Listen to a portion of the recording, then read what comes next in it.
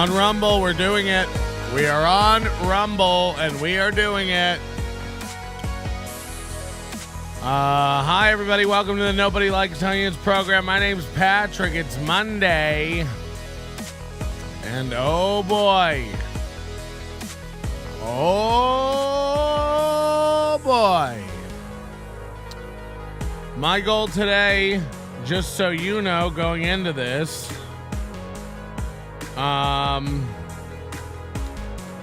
will be to not talk about Ray today. A little bit of a Ray break, if you will. Now, we do have a lot of Ray stuff. The Drunk on Cringe stuff from Friday has to be gone over. I don't want Drunk on Cringe sitting up right now at noon in Germany or whatever, 2 p.m. and going, oh, they've forgotten about me. They won't be talking about me. Oh, good. They've moved on from the milk. They won't be discussing my humble brags. No. It's that I think we'll need a whole 3 hours to go over how cringy Drunk on Cringe is. So I would like to go ahead and move that to Tuesday or Wednesday. It's evergreen material. It doesn't matter when we cover it. Drunk on Cringe shall always be cringe. He doesn't spoil like milk. He was cringe Friday. He'll be cringe tomorrow. It doesn't matter when we cover that. Today, the big news is, of course, the Steel Toe morning show, and I'd be lying if I said I wasn't excited. I'd be lying if I said that I didn't want to go back and watch all of Mubi's morning cope today. So we will be. We'll be rewinding Steel Toe morning show here in a minute. We've got to watch the opening today. We've got to watch Aaron parade out, pound his chest, declare a victory, tell you how the 9th anniversary show at Stoney's couldn't have gone any better. And then I'm going to tell you what I've heard. I have a report from one person who went just to see what it was going to be like. Now, I will tell you this, I have almost no video footage.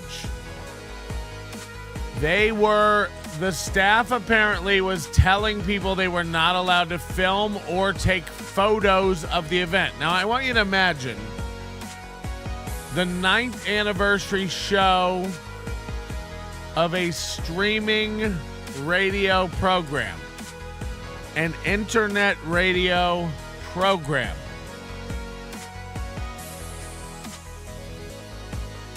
Not allowing any sort of filming or streaming of the event. It just seems bizarre. I don't know why you wouldn't stream it yourself. I don't know why you wouldn't offer your fans virtual tickets. I don't know why you wouldn't do that. Except now I do, because everyone just keeps shouting the N-word over and over and over. So I have 3 reports from people who had boots on the ground. They've all reported to me what they've seen. One person didn't go inside. I'm just hearing a drive-by report at 8 p.m. 7:56 p.m. I think they told me. And I have one person who went just to, not a Steel Toe fan, who just went to report. And I have to be very careful because I don't want to give out any information that will identify this person.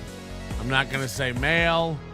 I'm not going to say female. And I'm not going to even read the email because I don't want to give away the cadence or misread a pronoun. But I will tell you what I've heard. And then we're going to be going over some of the social media posts from this event. And you're going to be able to make up your own mind. How successful was this? How big of a deal was this? Was this a big show? Did it warrant the $4,000 that everybody seemed to pay? Were there an abundance of Steel Toe fans who came out to hang and give props to Aaron? Or, and hear me out, was this a bar full of people who were confused about what was happening?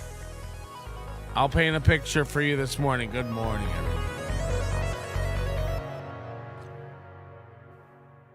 The word on the street is, the word I'm receiving is, the vibe inside of Stoney's last night.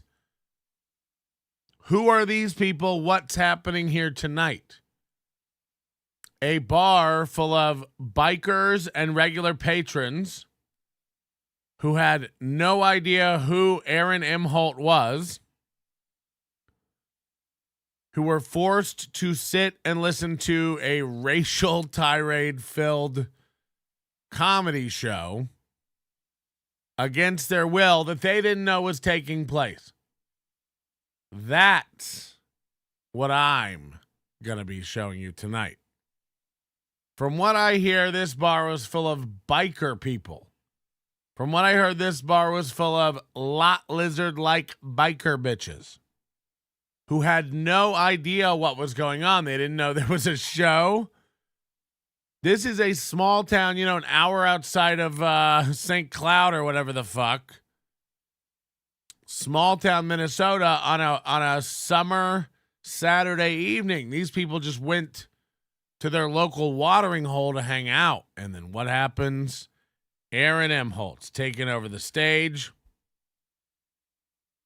And they have to sit there and wonder why. Why are we watching this? What is this? Who's Aaron Imholt? What is a steel toe? Why does this guy keep saying the N-word? I also, despite what Aaron's going to tell you, from what I hear all day long until the show, there were not even 20 people at this event. The cornhole, the karaoke, all of it. Not 20 people, including the employees. In the evening, the top count I have is 64. Somebody told me that at one point in the show, with everybody out on the floor, including the bartenders coming out from behind the bar, 64 people. Now, I haven't seen a photo with 64 people in it to confirm that, but it would seem to back up the theory that nobody was there for Steel Toe specifically. If nobody comes out to the cornhole and nobody comes out to the karaoke and nobody comes out to rub Gino's elbows, and then people come out at night, it'd be normal for people to start showing up to a bar at 8 p.m., 9 p.m. at night. They're not necessarily there for the show. There's nothing to do in the middle of Minnesota. Why did the bartenders come out from behind the bar? I don't know. I guess they were watching the show. I just heard that everyone was out on the floor at one point during the show, and it was easy to count. And my contact got a head count of 64 people. That was every head in the bar. Performers, staff, Cheetos was there. Again, every time a phone came out, people were told that they weren't allowed to film. People wanted to take photos with friends, and they were told to put phones away. Like you would at any on any summer afternoon with friends, you might want to take photos with your friends, but no, not at Stoney's. And then you see some social media. We'll be going through it, but Gino and Keanu, they don't understand this world. They don't live in a world like Aaron and April, where they're scared to put out social media. They're afraid of what they might put out. They have to control every bit of the narrative from every angle. So only approved media. They're pretty much North Korea when it comes to being a show. And so Keanu and Gino don't understand this. They start posting pictures, and you get an idea that they're not wrong. Before the show, all day long, they're hanging out at this bar. There's no one at the bar. There's no one at this bar. People saying it'd be easy to record audio. At least I wouldn't play audio of a stand-up set anyway. I just I have all the stand-up sets of Chad from the weekend we worked together where he says I was bombing. Whew. I just I don't know. That's a line. I'm not putting up someone's stand-up that they don't like. It's whatever. And also we do have some video from inside there. It's the most muddied. From what I understand, they didn't turn the music off. From what I understand, again, they had customers there who didn't know there was a show, and they didn't shut up the whole show. It was chaos. It was the noisiest show. From what I understand, there was music playing on one side, or maybe even outside. I'm not sure, in the little cornyard. And then someone said that no, the whole show, no one shut up. No one shut up the entire show. And in the one video I have from inside, which was posted on Keanu's Reel or something like that, you can hear the chaos. You can hear the noise. You can hear the cacophony of unhappiness just resonating throughout this shit brick of a building. And you decide for yourself. But more fun, I think, will be going back now to the beginning of the Steel Toes Morning Show, which started about 20 minutes ago. And let's, first of all, let Aaron paint a picture, because I know this morning he's going to be regaling us with stories and tales. Chad has no line. Fucking playing stand-up. I mean, what Chad's lines are don't affect me. I mean, what Chad does doesn't fucking affect me. It's a sad, sad boy. Go ahead. Aw, go ahead. We'll wait here while you do it. So anyway, yeah, we'll I gotta hear Aaron tell the story, because you gotta understand, even if this thing went flawlessly, even if this thing went off as designed without a hitch, it was a low rent Minnesota, Midwestern, woods people hick fest. Don't get it twisted. This was Stoney's looks like the strip club Kumia and KC went to in Pottstown. It's one of these, literally, go look at it. It's the same thing. You roll up to that strip club outside Pottstown, it's like, oh, this is a house. It's a 2-story house that they've made into a strip club, I guess. That's what Stoney's is. Stoney's is like a guy's house. And then bikers park out front, and he set up cornhole in the front yard. So you tell me, but go look at these places. They're all just 2-story houses that people gather in during the winter in Minnesota. It's garbage. I heard Keanu killed at stand-up comedy. I heard she did 12 minutes of not a joke. But again, this was a big private event where they got paid thousands of dollars. I'm sure there's a pro video somewhere. I can't imagine. We were doing live shows and stuff back in 2007, I think was our first one. We made DVDs we sold of it. Steel Toes they're a big show.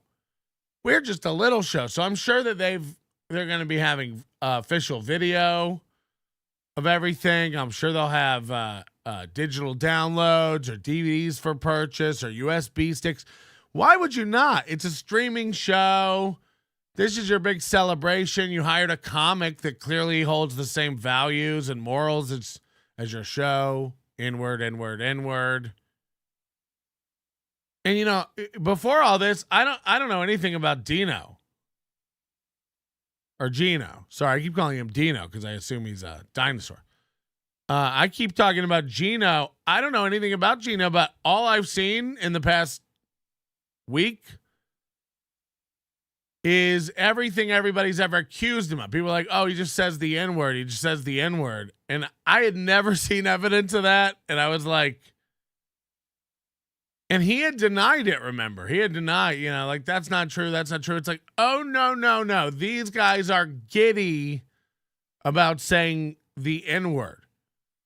Gino and Aaron are 40-year-old men. I don't know how old Gino is. Who are giddy. I'm not kidding you. They can't wait. They almost want to dock dicks while they do it.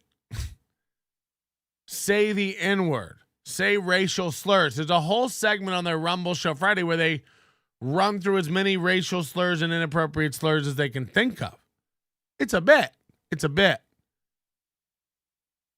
Everything they can think of. And I heard that, again, I have no proof of this, so I have to preface it with what I've heard, that Gino dropped no less than 6 or 7 N-words during the show. During the show at Stoney's. So I don't know what's going on. Apparently him and Aaron were out giggling and dropping N-words in casual conversation around the bar. I gotta wonder if this is Aaron's directive that there can be no filming in audio, or if this is Cheeto's directive of the bar. But somebody had done the research. You know, there's 0.36% black people in this area of Minnesota. It's like these guys, I mean, I'm not even kidding you. Let's say you don't care for black people. You know, you have nice furniture. You don't want to get stuff stolen. You don't care for that much. Miracle Whip, whatever the reason you don't like black people. Sure. You know, what do you get out of your only sense of joy and humor is running around giggling about the N-word? It's so bizarre.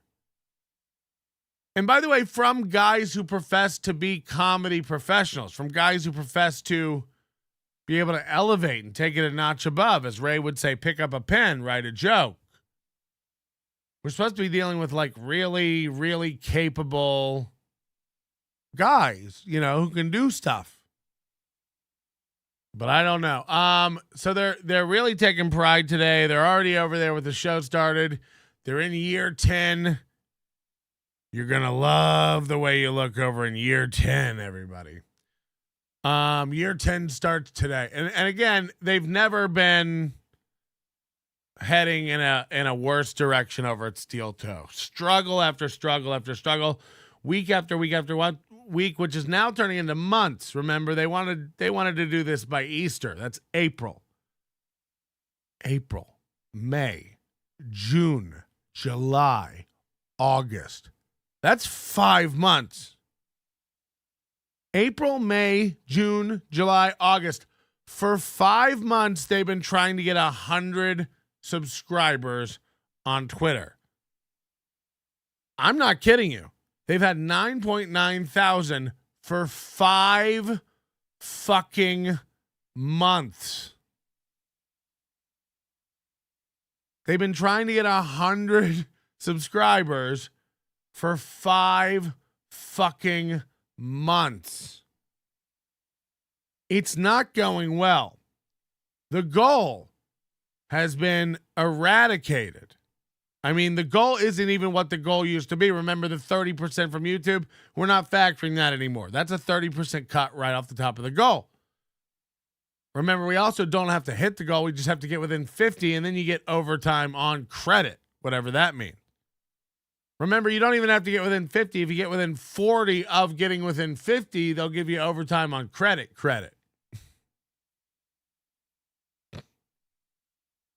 And remember the proclamations when they come out on special shows, like when Gino's there, that they're going to hit the goal, or when Corey's there, we're going to hit the goal. And anything we go over, we might spend on karaoke or drinks for the fans. Aaron says these blanket statements when raising money, like if we get, after a few hundred or whatever, it's too much, we'll give it all to Gino. It's like, well, you didn't say a number. You're just, if it gets to be too much, we'll give it to Gino. And then on Friday, he also did this thing, like if we get so much money and we'll give it to karaoke, and then if we get even more, maybe we'll throw some towards buying rounds of drinks for people. It's like, we're not setting super realistic thresholds or even like direct thresholds where we can go like, all right, well, that goes to karaoke and that goes to drinks. I have a feeling it all goes to Aaron's pocket. I have a feeling Aaron throws out these arbitrary stretch goals now to try to psychologically make people donate more. After we reach, a couple hundred a day, everything else goes to Gino. After that, maybe we'll give it all to karaoke. And then I tell you what, if we do a lot, if we get a really lot, I'll be buying people a few drinks tonight at the thing. It's like, it sounds like he's throwing money out everywhere. He ain't. First of all, they never get a lot. Unless Chandler's around. So this idea that there's all these like tiers he's going to hit, like, well, maybe we'll give it to karaoke and then maybe I'll buy some drinks. It's like, at what levels? A couple hundred. Oh, if it's too much, then Gino. Oh, then Corey over the goal. It's like, I mean, they're all made up, thresholds and goals. It doesn't make any sense. All right, let's roll back. He's still, because I have a feeling he's probably still talking about the night. Still drinking. Like I was sober at this point. Okay, so he's still going. This is going to be a 30-minute tale. And we'll wind it back to hear from the beginning, because I got to hear it.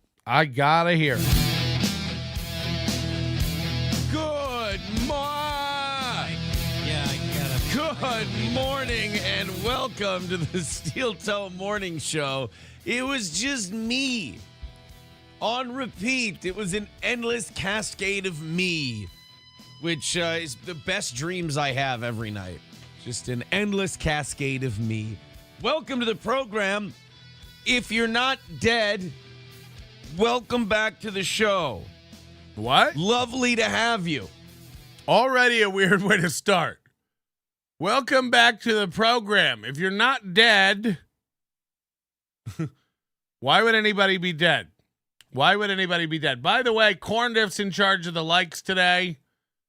Hit that like button, share the show, tell a friend, give a chat, get a membership. I saw that who bought the memberships earlier? Was it DK? DK, 5 gifted memberships. Thank you very much. Oh my God, I collected up the Post-its to print the signs. Big ordeal today. It's all coming. Everything in my life is 1 to 6 days behind. I'm having printer issues now. You can see the walls all jumbled down here. I had a plank fall off the wall seconds before the show started today. It's been a nightmare. So if you like nightmares, hit the like button for Corndiff. If Corndiff doesn't have 150 likes by 5 a.m., we're banning him. We're not even messing around today. I've had about enough corn. I'm not going to lie. I've had about enough corn. I don't know if any of these are from Friday or all from today. I can't even tell. This show is atrocious, Patrick. I'd rather watch Chad and Tyler or Mondays with Mazur. For fuck's sake, copy and paste a rhyme. I've got the time. Bitch sucked my dick from behind. It blew my mind. 69. Get a shot, ski mask, Piazza. Patrick, it was so nice to celebrate Aaron's 9th anniversary with the drunk, meth-addicted Gino Bisconte and his nasty cocksocket whore, Keanu. Gino sunk his cigar-smelling pocket rocket deep into my ass, while stinkbox Keanu gave Aaron a sloppy rubber rocket deep thrust into his rotten shit cutter. That's disgusting. It's too early for that today. Try to keep them clean. I gotta tell you, I don't know what's going on. This show is on the brink. Steel Toe is on the brink of something, and I don't know what. They're being very cryptic about this alleged deal they've signed to go back to terrestrial radio. That's a fail. Aaron and April's relationship couldn't be more tumultuous. He's predator-like. The way they enjoy nitpicking at each other, the way they enjoy the audience tearing themselves apart, the way they start a program by going, hey, if you're still alive, I guess welcome back. I don't even know. I don't even know. But something in me tells me that they are in a panic spiral. I was thinking about this today, and you guys know I've talked about it a lot. Their schedule is so grueling. You know, I get up and do 4 hours, 4 days a week, coupled with bonus shows and things like marathon shows and merch and email. You know, I had a guy, listen to what I have to deal with. Just so you know how like piled up I get with stuff that I don't even need to be piled up with. Last night, a listener, I'm not going to say it was Dave Hughes, but it was. And I don't have anything, these listeners are helpful. They're nice. Everyone's trying to give me information I'm asking for. Everyone's trying to help. I really get it. But when everyone is on a different level of like with itness, and everyone's on a different level of intelligence, and everyone's on a different level of like paying attention, we're hearing stuff. Also, people, some people are reactive. They'll hear something and they'll immediately run an email a guy or go and do something. Whereas other people go like, I'm going to finish this show, see how it plays out. And then if Patrick at the end of it still needs help with this thing, I'll email him. A lot of people pause a show and run off and email me. And then they go back and unpause a show and they go, oh, okay, never mind. He figured it out. And it's like, imagine if you didn't email me, and imagine if I didn't have to get that email and then delete it. So I while I don't want to discourage people from reaching out to the show and helping with the show, people, it does amaze me sometimes that people everyone's operating on a different plane of existence. It really is crazy. So this weekend we replayed the marathon show, the 24-hour show. And last night, late night, I get an email from Dave telling me, you were looking for the video of Ray and Keith Malley. Here it is. Now, sure, if there's a million times I asked for something like, hey, anybody know where this video and stuff is? That was during a marathon show on Monday. That was a marathon show on Monday. You're watching a replay of it, and you think I'll be the first one to get him this. A week has gone by. I bet he still wants this link. First of all, if you had just kept watching the show, someone, of course, in real time sends in the link to the Keith Malley, Ray DeVito interview, and then we watch it live. If you would have just left the video rolling and waited, we watch it on that show. Of course, I got the link and we watched it. But a week later, you go, I better go look up that show and get it to Patrick. A week later.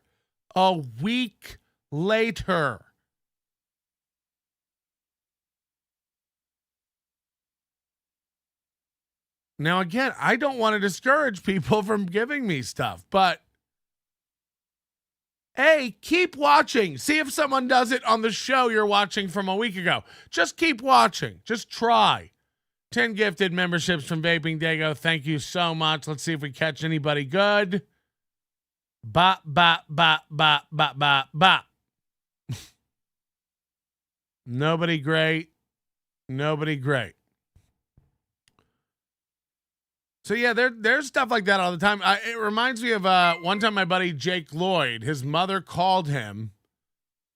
You know, he moved to LA. His mom was worried about him getting a job. His mother called him because she had watched an episode of LA Inc.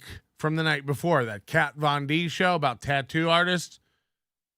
And on the episode that aired, Kat Von D had fired her assistant and she had put up ads looking for a new assistant. And the next day, my buddy Jake's mother called him going, Kat Von D is looking for a new assistant. You should go down there and see. As if that episode wasn't filmed 6 to 13 weeks ago, edited together, and put out. She thinks it's real time. Last night at the shop, Kat Von D fired her assistant. You better get down there. There's going to be a line this morning for Kat Von D's assistant. Now, say whatever you want, but we do live in a world full of people operating on that level who think whatever TV show they watched last night was live. People who think that because I'm watching a YouTube video and a guy asked how to do something, I better shoot him an email right now. This is a week old. I'm not looking for the link anymore. I am not looking for the link anymore, Dave. Thanks. But again, if you had any self-control and waited a minute, you would have seen somebody else send it in live on that show and then us cover that video.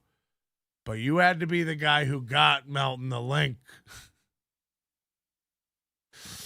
I mean, it really is crazy. Think before you fucking email me, okay? That's all I'm saying.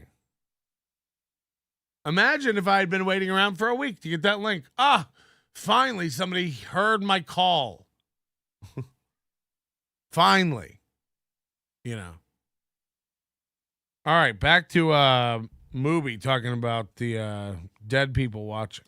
I am very excited. Year 10 of Steel Toe begins, and I did not die. April did not die. Gino Bisconti is dead. Keanu C. Thompson survived. I believe Johnny's alive. We'll check in just a second. Tom Chilstrom, still alive. We don't know who any of these people are, by the way. Jesse Towler, heard from him, still alive. Jesse Towler, Tom Children. Who are these people? Alive. A shitload of people traveled from out of state to come hang out with us. No, they didn't. And out of state. Okay. I mean, yeah, sure. Wisconsin this weekend. Oh man, we actually. I'm not even kidding you. More people will be flying to Atlantic City from Europe than came from out of state for Steel Toe. And Atlantic City is going to be a disaster. You know what I mean? There's nothing even planned. And we'll try to tell all the stories of the anniversary weekend here this morning. We'll miss a lot of them, but we'll try to get as many as we can. And if you were there, feel free to chime in. If you have the hotline number. Hold on. Flimsy Greenberg is saying we caught Hey Bauer in that last 10 memberships, and it might be the real one. Hey Bauer. I doubt he's up this early in LA. It is not the real one. Nobody's the real one, just so you know. Nobody's the real one. Everything's a work. But I do have to say, if anybody, this is 100% real. If anybody has contact with Bauer or the ability to reach out to Bauer, I have a package for him. I tried to send it to him. It came back. I have gifts. I have his VHS of, what's that shitty movie? The Willies. And I need to get this to him. So if anybody has this is not a bit, it's not a work. Somebody let him know. I don't dox people. I don't give out people's information. I'm not, trying to ruin Bauer's life or have people send him stuff. That's not what we're doing. I have a box of stuff that's for him. No strings attached. He doesn't have to respond to me. He doesn't have to, anything like that. He can just be cool. No one cares about Bauer. He should just burn his crap. What if we burnt your crap? What if we burnt your crap, huh? How would you like it if we just came to your house and burned your most prized possessions? I'm sure you have a VHS tape that you really, really love and deserve. You wouldn't want to have to sell that for rent money. And then if somebody wanted to give it back to you, you'd be like, please, please. I heard he had a bad case of the bubble gut. I'm really Chad's liver. Oh, no. If you were Chad's liver, I doubt you'd be able to type. Doesn't even make sense, frankly. Number, feel free to call in. Feel free to let us know in the chat. Feel free to call in does not mean feel free to call in. When I say feel free to call in, I mean feel free to call in. 323-825-4990. Every day, every way. And by the way, I was thinking about this too. Chad says I deleted Melton's number. I don't even have Melton's number. It's like, but you still have the show number? We weren't giving out the show number out loud on Friday, Chad just has it in his phone. Chad has the show number stored and my number stored. Because I got to thinking about this. Chad was like, I deleted it. I don't even have his number. I deleted it. Chad doesn't delete numbers. The only, one of Chad's biggest points of self-worth is knowing people. Chad really assigns a lot of self-worth to his friends. I'm friends with Godfrey. I open for him all the time. I'm friends with Jim Florentine. I'm friends with Daniel Tosh. I'm friends with Nick Lachey. Who is it? Nick Swardson. I'm friends with them. I'm friends with them. Friends with them. You never see them or do anything with them. These are your friends. But, his Rolodex is a big thing to him. He'll always be, I reached out. I reached out to Joe List. He doesn't know Melton. I reached out to Louis J. Gomez. He doesn't know Melton. I reached out to Red Bar. He doesn't know Melton. It's like he will never delete a number because half of his worth is having people's numbers. Even losers like Melton. There'll be a situation where nobody will have Melton's number, but he'll want to pipe up and be like, I have Melton's number. That's a big, big portion of his worth. Good morning. Hey, pal, it's Dave Hughes. You said to call in? Yeah. Yeah, I was just following instructions. Was this from today or from last week? So I'm just calling in now. You just gave the number out, so I decided to call. I'm kidding. This isn't Dave Hughes, is it? I don't think that was really Dave Hughes. I think that was Beloved Chatter. I think that was a bit. Beloved Chatter says he's going to rub my belly for good luck in AC. I saw him say that in a chat room. It was very, very, very mean. Sit down Zumach over on Rumble says Patrick is a coward and a fraud. Why are you lying? Why are you lying? And look, yeah, I meant to open the show talking about this today. Chad was awake at 2:30 in the morning, threatening my wife that he wants all the information anybody can send him about my wife. So Chad's looking for that. He'll probably pay for it. So get over there and give Chad the information about my wife. Hey, Chad, I'm not real quick. I do want to just say, because when you go after my family like this, you go after people I love who have nothing to do with this show. That's a different story. JK, don't care. Burn her. Follow her to Costco and set her on fucking fire. I need all the information about Patrick's wife. We're going after her. Stroke it. Do it. Do your best, you pussy. I ain't steel toe. I don't go, enough's enough. This is too far. Fucking do it. This is the third round, by the way, you've gone after my wife. It's round 3. Do it. Do something. You're a pussy, and the world needs to see it. The more you pound your chest about what you're going to do, and the more I go, do it, queer. Do it. No one is afraid of you. You can't do shit. Do it. Do your worst best. You've pounded your chest for far too long, Jed. No one's scared. You're the mud shark. Show us. Become the mud shark. Do it. I'm calling you a pussy. I'm calling your bluff. You can't do shit. To my wife, to my parent, no one cares. I'll get her fired. I'll ruin your marriage. Too late. We're getting a divorce. You don't know what you're talking about. We're already getting a divorce, idiot. Great job, genius. I'll ruin it. Fucking go. Oh, wait, you can't. All you do is make threats. You can't do shit. I'm waiting. That's you. Jack shit. I'm waiting. I ain't backing down. I ain't calling for shit. Go, fat boy. Go. Ruin it. Ruin it. Show the world what the mud shark can do. You can't do shit. What a pussy. What a pussy. Go, big boy. Go burr. Burr. We're waiting. We're waiting. Go. You said you were going to do it. You keep pounding your chest. Circle back to Red Bar again. Circle back to Louis J. Gomez again. Circle back to my wife again. No one cares over here. Fuck that bitch. Kill her. Leave her in a ditch. Get her fired. Ruin our relationship. Call her parents. Call my parents. Get a grave phone. I don't give a shit. Who are you talking to? This ain't Steel Toe. This ain't Steel Toe. I don't care. I'm not even going to retaliate. Come get it. Do your worst, Big Zumock. This will take all the fucking tip out of your spear. You can't do anything. Go. Go. Do it.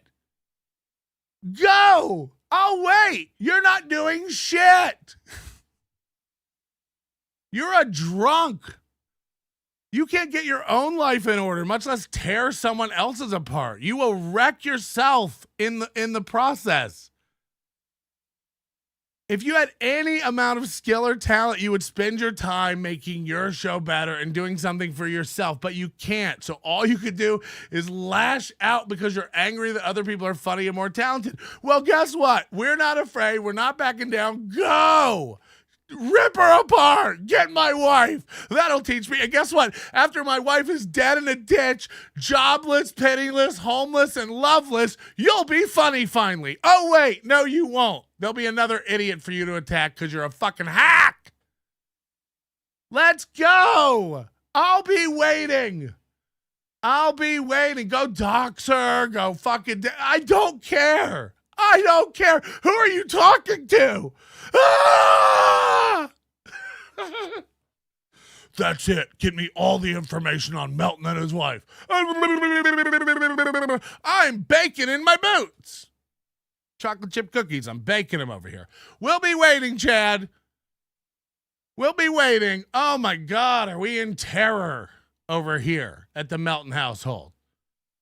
She won't stop running into the wall. I think she needs new firmware. She's like, Chad's going to get me. Who? I don't even bother her with this stuff.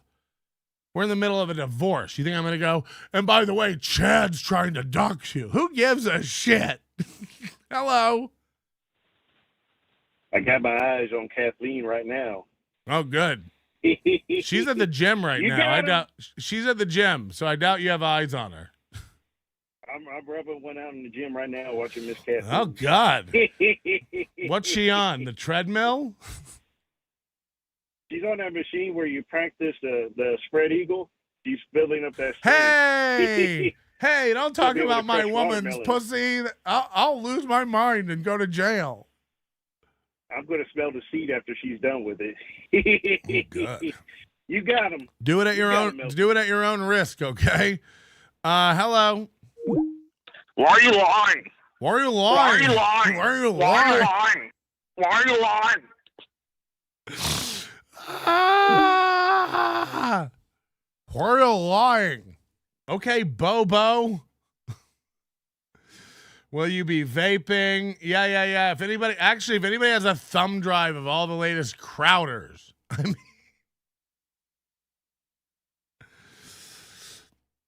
the advice I've given Chad from the beginning is like still the best. That's the best thing is like you could telegraph your playbook to Chad. You can tell him exactly what you're gonna do. It doesn't matter. Chad's gonna Chad. Chad's gonna make the worst possible decision for Chad at any given moment. I know I could just focus on my comedy and my show and my studio and my ideas and my partnership with Opie and my Ken Mosca football show and my new show I just started with Earl Skakel and my potentials over at the Shuley Network. I know I have a lot going on and a lot to be focused on as far as creativity and being a comedian, but hear me out. Anybody got any info on Melton? What a loser. And he proposed to his ugly girlfriend. I think she's ugly. It's like, so do I. That's why we're breaking up. You want to count the ugly girls you fucked, Chad? I fucked plenty of them. You think you're going to get me by going, this one's ugly too? They're all ugly. You ever seen women? Gross. They got that gross little slit in between their legs instead of a nice shiny hog. Give me a man any day. What's happening with this program? Okay. I'm already getting overwhelmed trying to remember. He's getting overwhelmed. Everything. I just need to embrace the fact that I'm going to forget. Let's go ahead. Let's check the connection here. Do we have? Nope. No Johnny. By the way, once this is over, Chad, after this big attack on my wife, and you do nothing, by the way, this is my thing. Do it. Do whatever you're going to do. Go, big boy. Shoot your shot. When it's over and you've accomplished nothing, can we move on? Will you sign a paper that says you're an ineffectual boob? Can we move on? Chad's still not funny, still not talented, and now incapable of being a mud shark and executing threats. Will you be able to sign that paper when we're done? You fucking clank. You're a clank. I like calling people sounds. Anybody down for automatopoeia? Oh boy. Oh, Johnny. boy. So this morning before Chad's address is all over. We're not giving out Chad's address. By the way, we're not even doing anything back to him. No, the same deal with Red Bar. Go. Let me guess. You're gonna sit in a room and talk? Oh no! The same thing that's got you so frothed. You have to make physical threats to people. Oh no! The difference is when you sit in a room and talk, Chad, I don't even hear it. I don't even hear about it. Who cares? I can't even think what it would be like to be so mad at someone's more talented than me that I have to sit up at night, 2 a.m. Chad's time, sit up going, I gotta shut this Melton down. You do? Go! The only person that can shut me down is Cox Communications if the internet goes out. Before the show started. Oh, there he is. Wait a minute. We might. Oh, great. Now there's no Hold on. audio. There he is. There you are. You're here. Bring your camera down. I don't like a man with bangs. People are saying, AC's a shithole. Things happen. Why aren't you at the gym with Mrs. Melton? I have to be here. I don't even hear about it. I mean, I know people because everyone does this. I don't watch Chad's show. I don't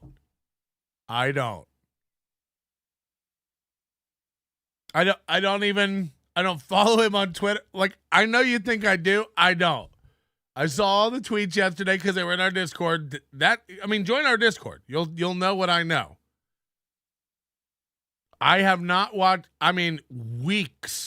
weeks since I've put on a Chad Zumock show. I don't even have time. I don't have time.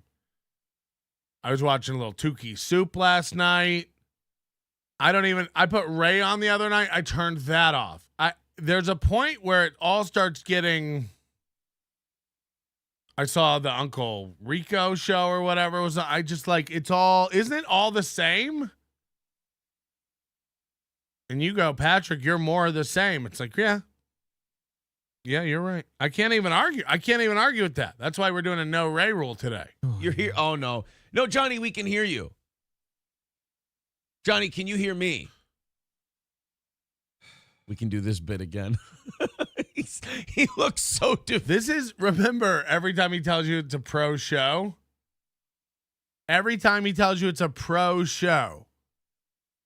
it starts like this. Hope you didn't kill yourself this weekend. Let's try to get Johnny on. Meanwhile, Johnny's hunched over a phone with bangs. I do not like bangs on a guy. Defeated.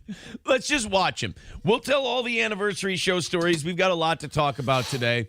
Let's just watch Johnny. Aaron's body language really annoys me with the crossing of the arms. He does it a lot. This is almost like a default state for him, which anybody will tell you is a defensive, vulnerable body language. This is a lack of confidence body language. And again, my arms are kind of crossed here. Down here, I'm leaning in a little bit. That's different than this. That's different than covering your abdomen. That's a vulnerability thing. And he does it quite a bit when he's struggling. This is he's maintaining it here, but this is an uncomfortable moment. The tech is not working. We are in minute 3 or 4 of the show, and he's yet to be able to get it going. He struggled with the audio for a quick second. Those are not bangs? Come on. Those are oh, he's broken again. Oh, he's gone. Oh, damn it. I wanted him to do it live. I do the meme. Love the we can't hear Johnny bit. Do we do the we can't hear Johnny bit when he comes back? What do we do? What do we do? What do we do? What do we do? I think that's what we do. Citizen M, were you disappointed to find out Citizen M was convinced that Carl was going to be doing Steel Toe on WATP, and I had to break the news to him that that's my buddy, and I don't think that's the case. But I was on WATP with Carl last week, and Carl said, I'm going to let you know, sneak peek, we're going to be covering Steel Toe later this month. And I told Carl that it was his reputation. He had to. It's one of the worst shows out there. But Mubi has to do this thing constantly where he's shifting timelines and manipulating people. He goes like, and I know you thought Carl was going to cover Steel Toe. Well, I hate to break it to you, he didn't. He said later this month. I assumed that would be a couple weeks from now. I didn't think 3 days from now, Aaron would be on his show going, and Carl didn't cover me. Sorry, haters. He said he's going to. First of all, let me just say this. If Carl doesn't cover Steel Toe now, he's double bitch. You know what I mean? He said he was. He said he was covering it.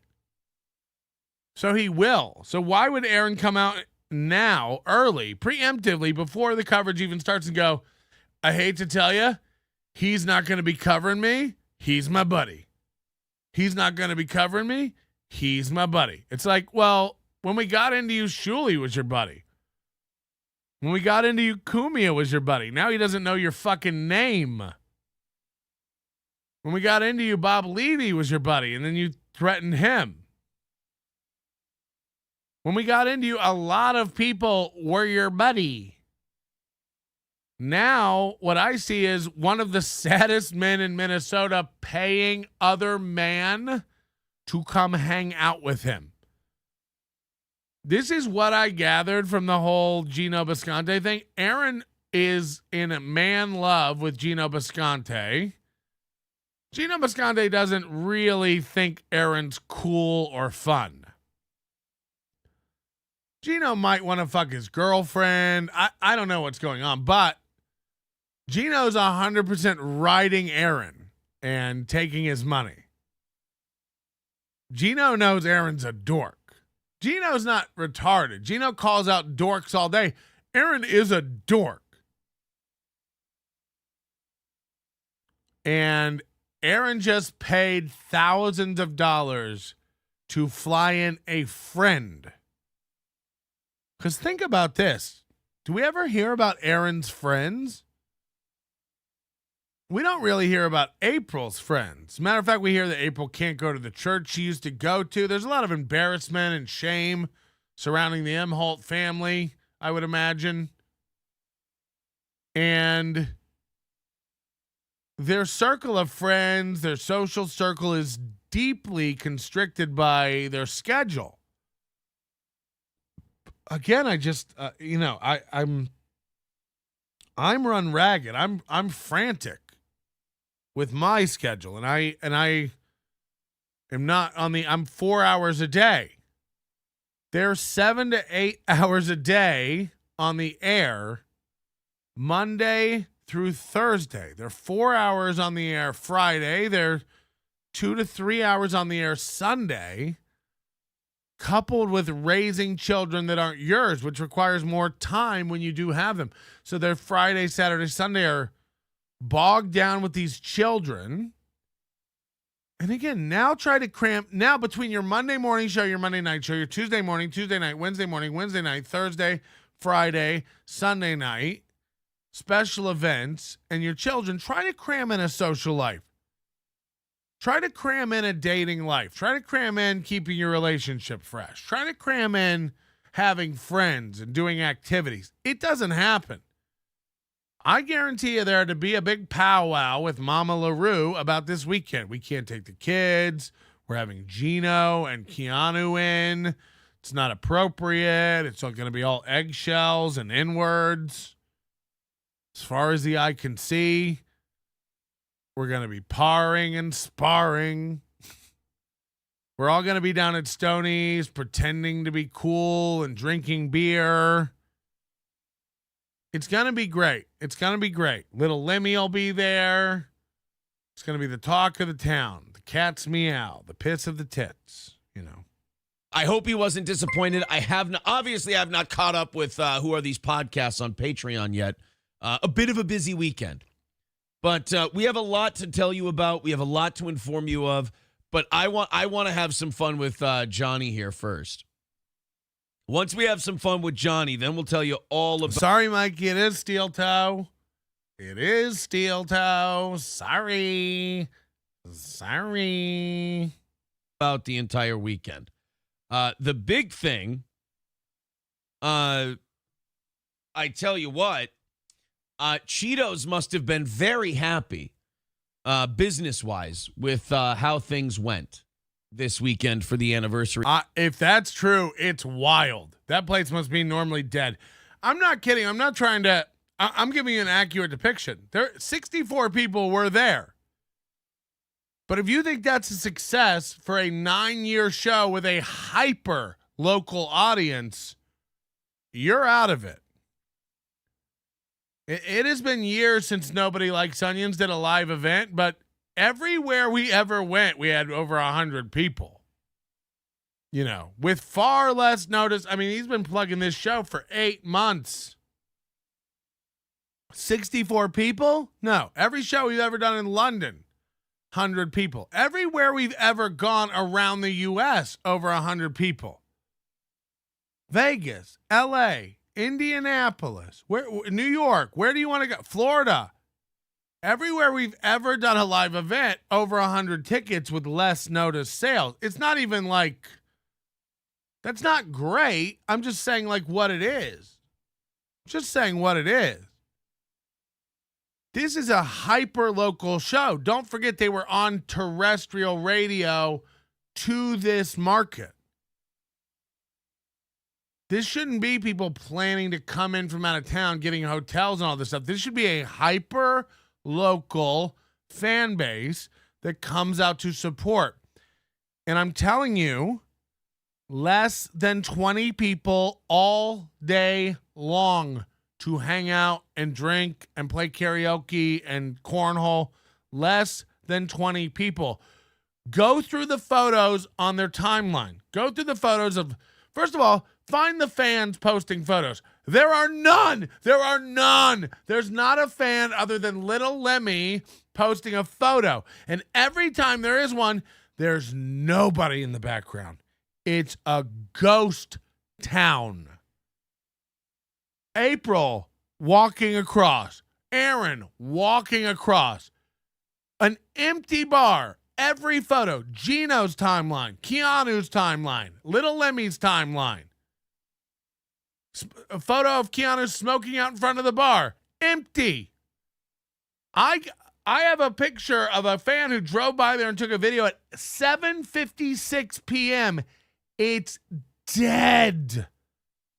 Plenty of parking right out front. No one out front in the beer garden. Dead. So again, congrats for scrounging together 64 people. Again, 40 of them who didn't know there was a show and are kind of out of it. But if you want to sit here and pretend like this was a massive success and that you had a big draw and got people out and that it wasn't a clusterfuck and that Keanu didn't go up for 12 minutes and not tell one bit. Again, where's the video? The comics didn't even, Gino, I think finally today posted a picture where you see the crowd, where you see the whole crowd. And again, there's 50 or 60 people in it. There's no tape except, and the one tape we do have of Gino, the N-word does, it is there. Talking about a Klan rally, talking about how it's racist there. Let me show you what I got, just so we can compare. This is the only one, the only internal video I have from inside the event. And this is from a reel.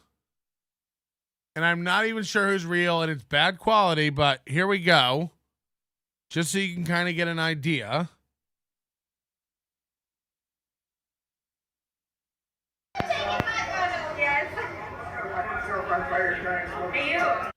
Do you hear the echoing in there? That's an empty bar.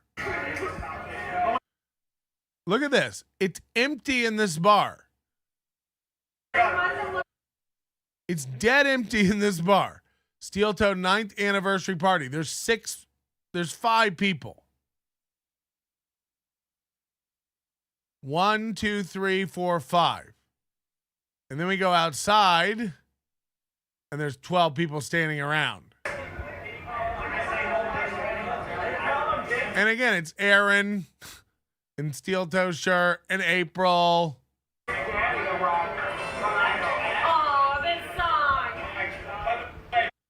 So this is the event. And this is the show. So again, there's 50 people in here. Let's go to shakegolf.com. See how everyone's talking in there? I was told the music was playing outside and people didn't shut up the entire show. This is what it sounded like. I'm hawking my shit. What do you guys want from me, right? It's not bad. They were like, hey, you're gonna start. It says, so thankful for all the fans. They're so thankful for this. Socializing her, boy. You gotta get her out there. The problem is she's literally just a little hellion. And I'm like, I don't really want to expose anybody to this. They were like, hey, you're gonna start socializing. And look at Gino. He's going like, this is great. This is great. Look at this cool gig. I'm about to go up. They have this awesome opener, getting the crowd pumped. So now there's a drunk just yelling, you suck. There's a drunk in the middle just yelling, you suck. You don't understand. Do you play the Here's Keanu. flute as well?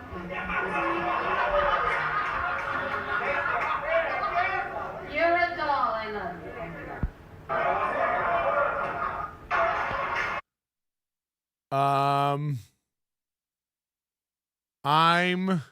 I'm slosh. This has been the boss night. But when you go up there, they want to make you think they're weird for racist. And I know this is like a Klan rally. I'm sorry. So Gino goes up and he goes, this is like a Klan rally. I mean, now,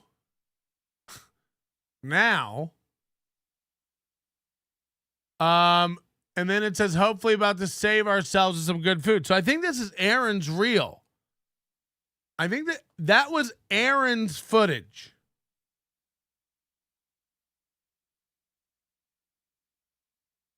I just, as a creator, I'm flabbergasted. As someone who's done live shows around the world.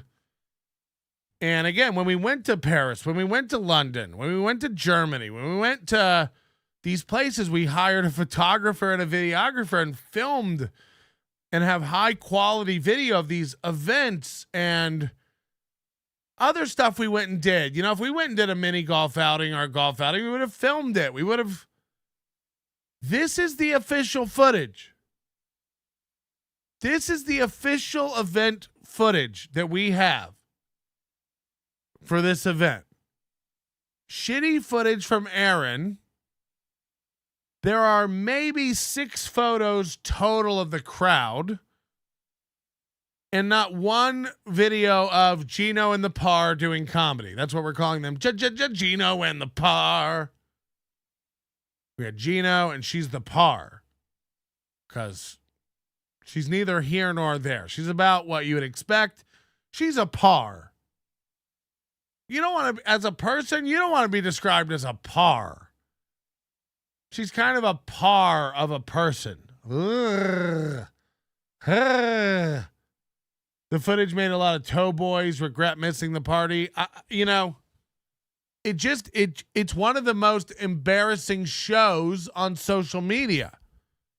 And I don't mean show as in the Steel Toe Morning Show. I mean just like one of the most embarrassing presentations. It's like, you're a streaming show. You're a video show. You're a radio show. How is there not a live show? How is there not footage of it? How is there not streaming of it? You're embarrassed. It's cringe. You know it's bad. You know it's bad. Worse than bad, it's pathetic. Let me pull up the email I got from another fan who drove by.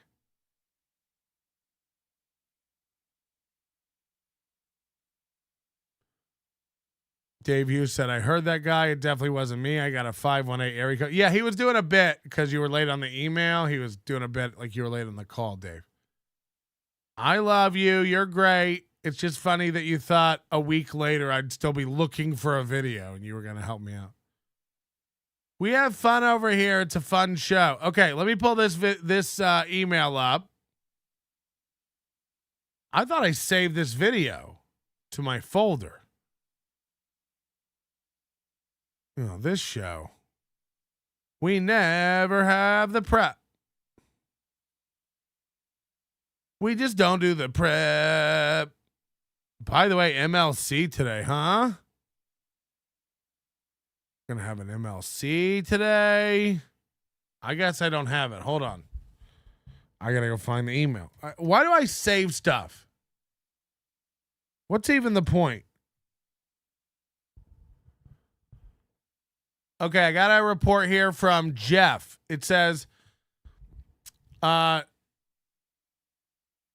8 p.m. outside Stoney's neighborhood Hick Biker Bar. Mostly motorcycles out front. Nobody in the outside seating area. This is 8 p.m. Still daylight. Summer.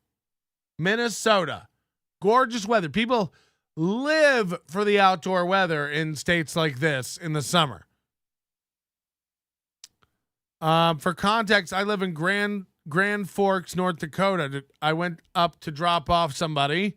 On my way back, I drove past Stoney's. It's 5 miles off the highway, literally in the middle of nowhere and nothing.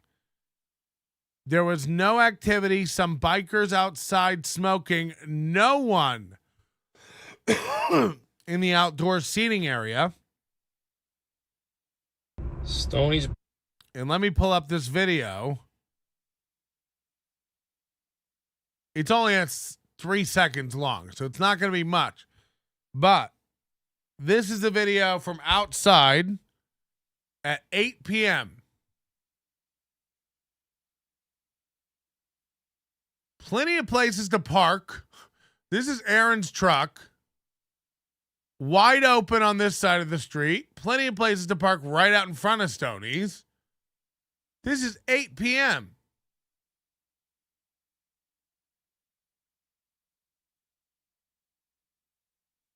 Stoney's Bar.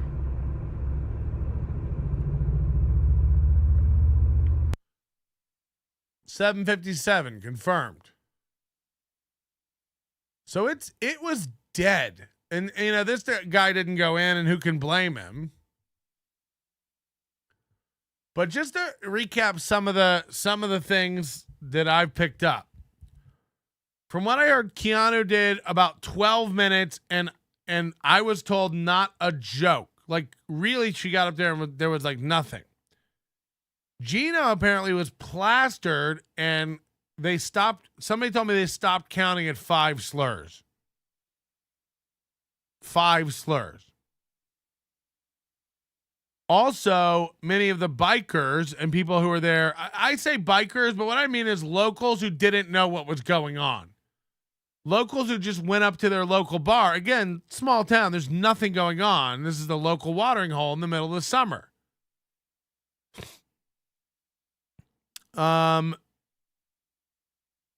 They didn't know what was going on. They were asked to sit in the seats. Someone had to remove, you know, these are the details I love. There was a swath of tables apparently in the middle of the floor, like that's not normally there. Like, I guess they were setting up tables and chairs for the event, and then didn't have enough butts for seats. So folded up and moved tables out of the middle. Again, I wish I had video and I can't even verify this. This may be false, but what an insane thing to like email me and tell me. That they folded up like 4 or 5 tables that were in the very center of the room, not in the back and not in the front. That's why it was particularly odd. And just cleared the floor. And that there was a giant clearing in the floor where a bunch of tables and chairs were. So somebody said last week, and the only thing I can think of is, some major whale thought they were helping and bought like 20 tickets to the event, but had no intention in coming. So they had to clear out a bunch of the tables and chairs. Stoney's is a halfway destination of motorcycle ride on a sunny day. This is why we have cell phone cameras. You can easily catch people outright lying and by videotaping them. Yeah, but we don't have it. I really wish I had like a real inside person.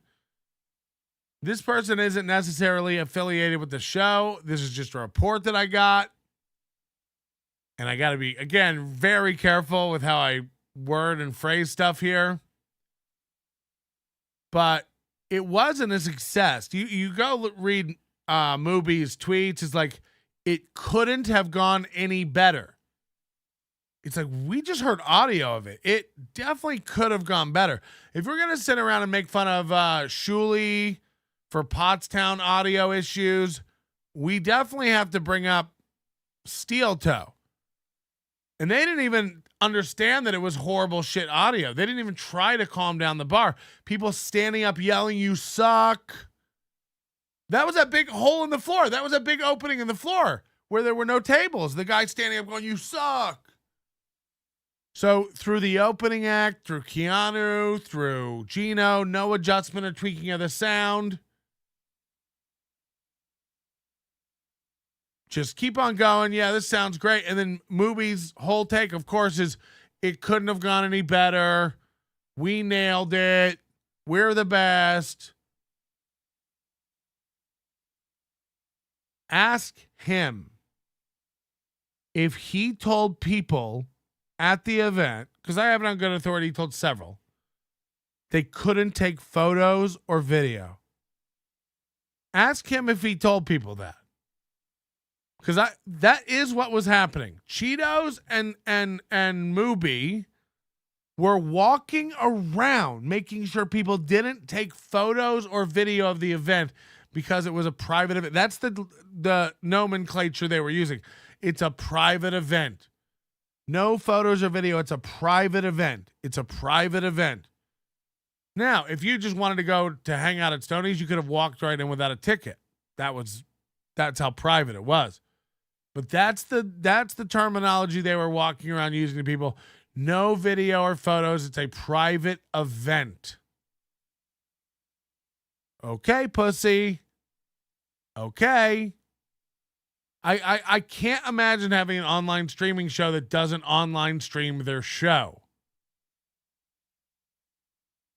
Dr. Chow said for weeks Chad says he's going to Atlantic City, and everybody's like, he's going. I'm not saying he won't go. I'm saying imagine believing Chad. And by the way, is it not a win no matter what? I said it was a win no matter what when I offered to pay for his room and flight. If he goes, it's literally him going, I am poor, but if another man pays. And this is a guy who had another man pay for his hotel. But I'm not so poor I couldn't. This was months ago we came up with this. I said, I'll go. If somebody's got to hook up with a hotel, let me know. And someone did. I don't even think they did. I think the guy bought me a hotel. But either way, I don't know. I'd probably buy my own hotel. But if another man buys your hotel and flights and you think you're the munch and you think you're the alpha, okay. You couldn't go. You made fun of people. You called everybody a loser. Imagine going to AC just to hang out with Kevin and these losers. Announcement, I'll be going to AC to hang out with Kevin and these losers. Gino is an alcoholic, right? I'm serious. I mean, who doesn't know that? We've all kind of picked up on that. Is that new information? Is this breaking news? Should we all be on pins, needles? So yeah, that's the steel toe thing. I do want to hear him talk about it some more because I imagine he'll spin it into the most epic party of the century. Because Cheetos has decided to knock out all of today and most of tonight's goal. We're $95 away from the evening. So we'll have overtime and all that stuff for you this morning. But hell, you guys might knock it out. Did you see the photo of Cheetos looking over Gino's shoulder while he filmed? This is what I'm talking about. This is the vibe you need to see. Let me get this. Let me pull this picture up because this is great. Gino was posting a photo going live from Stoney's, and Cheetos was watching him over his shoulder like this. That's Cheetos. He don't like people in his bar taking photos. What a fucking loser. Hey, fat boy.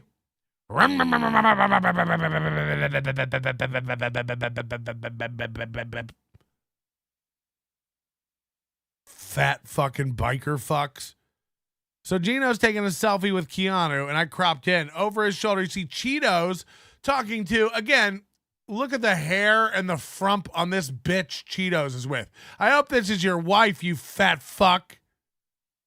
He's talking about my sponsors. Fuck Cheetos. Fuck Cheetos and his bar and his stupid wife.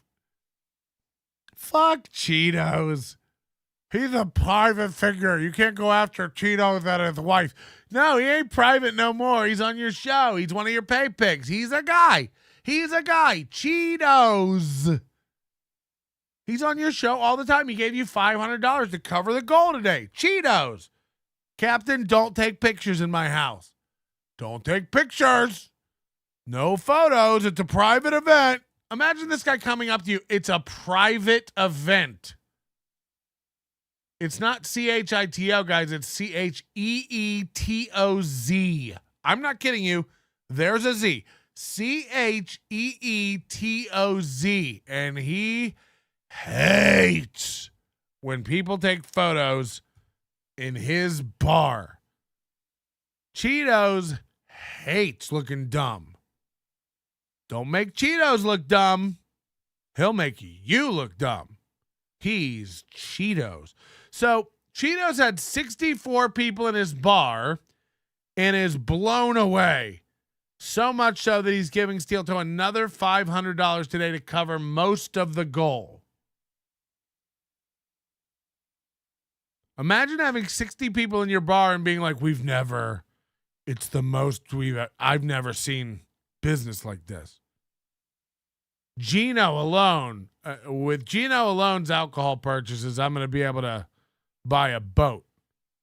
I guarantee you Gino and Keanu fucking drained Aaron and April dry. This is the theory. Aaron and April had to cancel their Vegas vacation a couple months ago because they didn't have enough money. We know they don't have enough money to make hats. They admitted that. We'd love to make hats for the show, but it's not financially viable right now to make hats. So they made coffee instead. And then they have a guy with a bar. When it gets 60 people in it, he loses his mind, coming all over himself and gushing cash because he's never had 60 people in his bar before. And I think Aaron and Keanu probably drank a bar tab hundreds of dollars and took Aaron's money and flew there and get to be Aaron's friend. I really, the way I look at it is Aaron flew in a friend. Aaron flew in a boy toy. Aaron flew in a buddy and a pal to not have his kids and have one weekend pretending like he was making it. And you watch Aaron walk around with a cigar on the golf course. We did this Friday night on our members only show. Check it out. Join the Overdose Light level right here on YouTube and watch it right now. Or join the full-fledged Overdose and watch it at your leisure, along with all of our other stuff at nobodylikesonions.com/overdose. But go watch Friday night. We covered the round of golf that Keanu live streamed for 30 minutes. One of the most embarrassing cringe things ever, where Aaron and April just bicker and fight the whole time. And Aaron walks around with this cigar like he's David Letterman, like he's fucking Rush Limbaugh. He thinks he's like a big swinging Republican Zen Rhino like guy. Meanwhile, he's got Gumby arms and, flabby everything. It's like, how can you be so skinny and so flabby? Everything is all flabby and loose. And for a guy who professes to be skinny and strong, he sure is noodly. You know what I mean? Killing Steel Toe on YouTube. Too bad they have 200K watching on Rumble. Did Gino bring his Eames chair? I don't know what that is. Aaron is 2G. And then beloved chatter deleted that comment. How dare you? How dare you? If we reach our goal, Aaron might play with my rotten fish gutter drain. Ugh. Imagine Aaron's or April's vagina now. That's the problem. Is like, it doesn't even matter how magnificent this thing might be. It might even be just a nice, tidy vagina, but the imagination of it now, rotten fish, canoeing out, the way Aaron talks about it, I was looking through the Steel Toe Boring Show Reddit and some of these latest clips again by this Toucan Sambo guy who cannot let it go. April is catching Aaron telling lies about stories that didn't even happen to him. April goes, that happened to your friend, not you. And Aaron's like, are you sure? I mean, it's getting wild. If we have time, we'll go through some of it later today. But what the fuck is going on?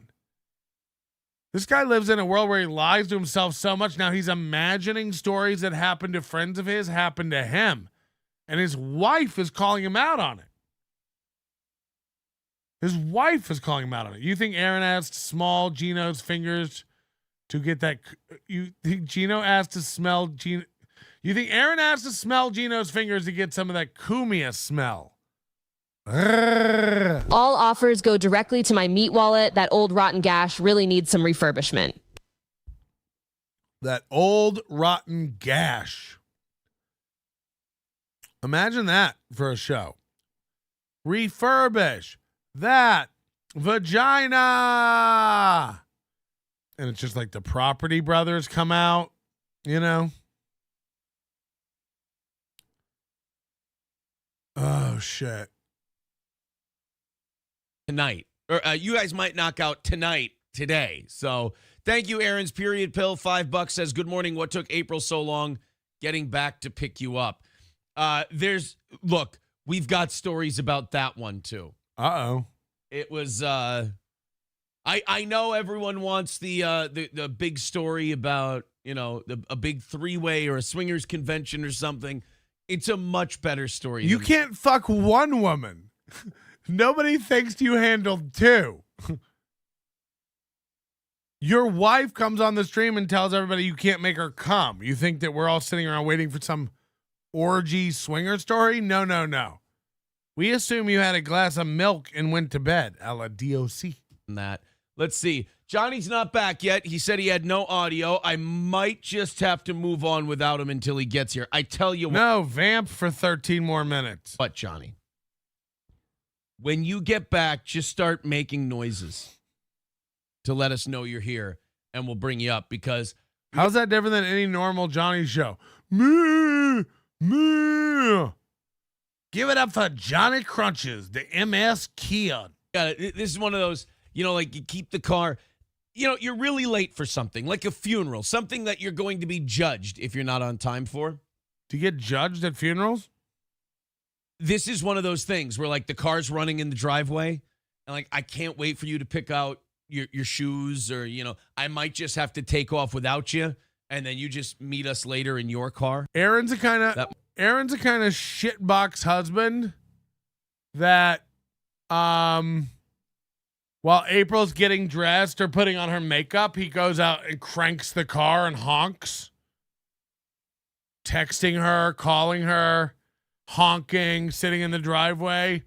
Who does that? That is a type of person. The guy who, I'll be in the car, just goes out and waits for her. Might be the way it goes. Yeah, Johnny says I have no audio. I don't know. I just got back. Oh, are you here? You're good? Yeah, I just reset everything again. Yeah, but Nope, you're not hearing anything. It's all fake. Can't hear you.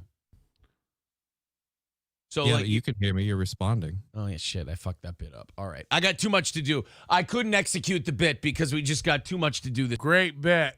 Somebody said that this ain't bangs.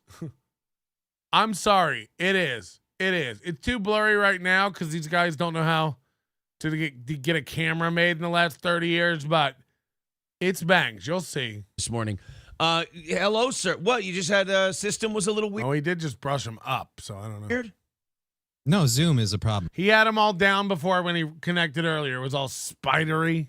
It Zoom literally updated everything. It changed all its settings. Now it won't find my camera, and it changed my green screen. Are Gino and Kiki still squatting at the house? No, they were never staying at the house. They were in a hotel. I honestly think Aaron knows that they're such streaming junkies that they would stream from their bedroom, because they did. They streamed from the hotel. And Aaron knows if we got a glimpse at his kids' bedrooms, it would be over. I mean, we all know Aaron's whole house looks like a Color Me Mine. It's just bare oak wood everywhere. Just the most simple, Midwestern, basic beige carpet, natural oak wood everywhere. Different light fixtures on everything. Your grandma's table that she handed down with all the crazy ornate wooden inlays and stuff. It's like, just garbage furniture for old people. It looks like a thrift store for an estate sale from some old bitch that died. That's what, That's what Aaron's house aesthetic looks like. So if they were streaming from that bedroom, we would have been like, yikes. Yikes. Yeah, eggshells everywhere. And probably not even just the bedroom. They would have walked around. I imagine his toilet is all water stained and gross. He has problems with roaches coming up out of the drain. Just a disgusting cesspool. Just bugs and different, nutria and stuff just coming out of the walls, smelling April's rot pocket. Filter that I built just for you to do the OBS thing. So you look fine. Yeah, it's literally Zoom. And it's not even just this, dude. There's a story that came out last week. AI is like tracking people's keystrokes to learn their password. It's got like a 97% efficacy at doing it. Except when you use Zoom, it goes down by 5%. Really? So apparently Zoom even fucks up the AI. Well, So that doesn't even make sense. What does that story even mean? Yeah, so apparently there's AI now, and it's learning your keystrokes to guess your password, and it's got a 95% efficacy, except on Zoom. It's like, when your dumbest friend tells you a story, and you're like, oh, you don't understand any of what's going on, do you? And you just move on. We all have, like, the dumbest friend in the world, like, trying to tell us about how SpaceX Falcon rockets work, No, actually, he found a different way to ignite the fuel, the afterburner fuel that comes off the rocket to go into. It's like, okay. This is Johnny. It's like they have AI now, and it's guessing your password. It's watching your keys. It's like they do. It is. Let's play with some more pronouns. Oh, they have that. It's here. It's watching.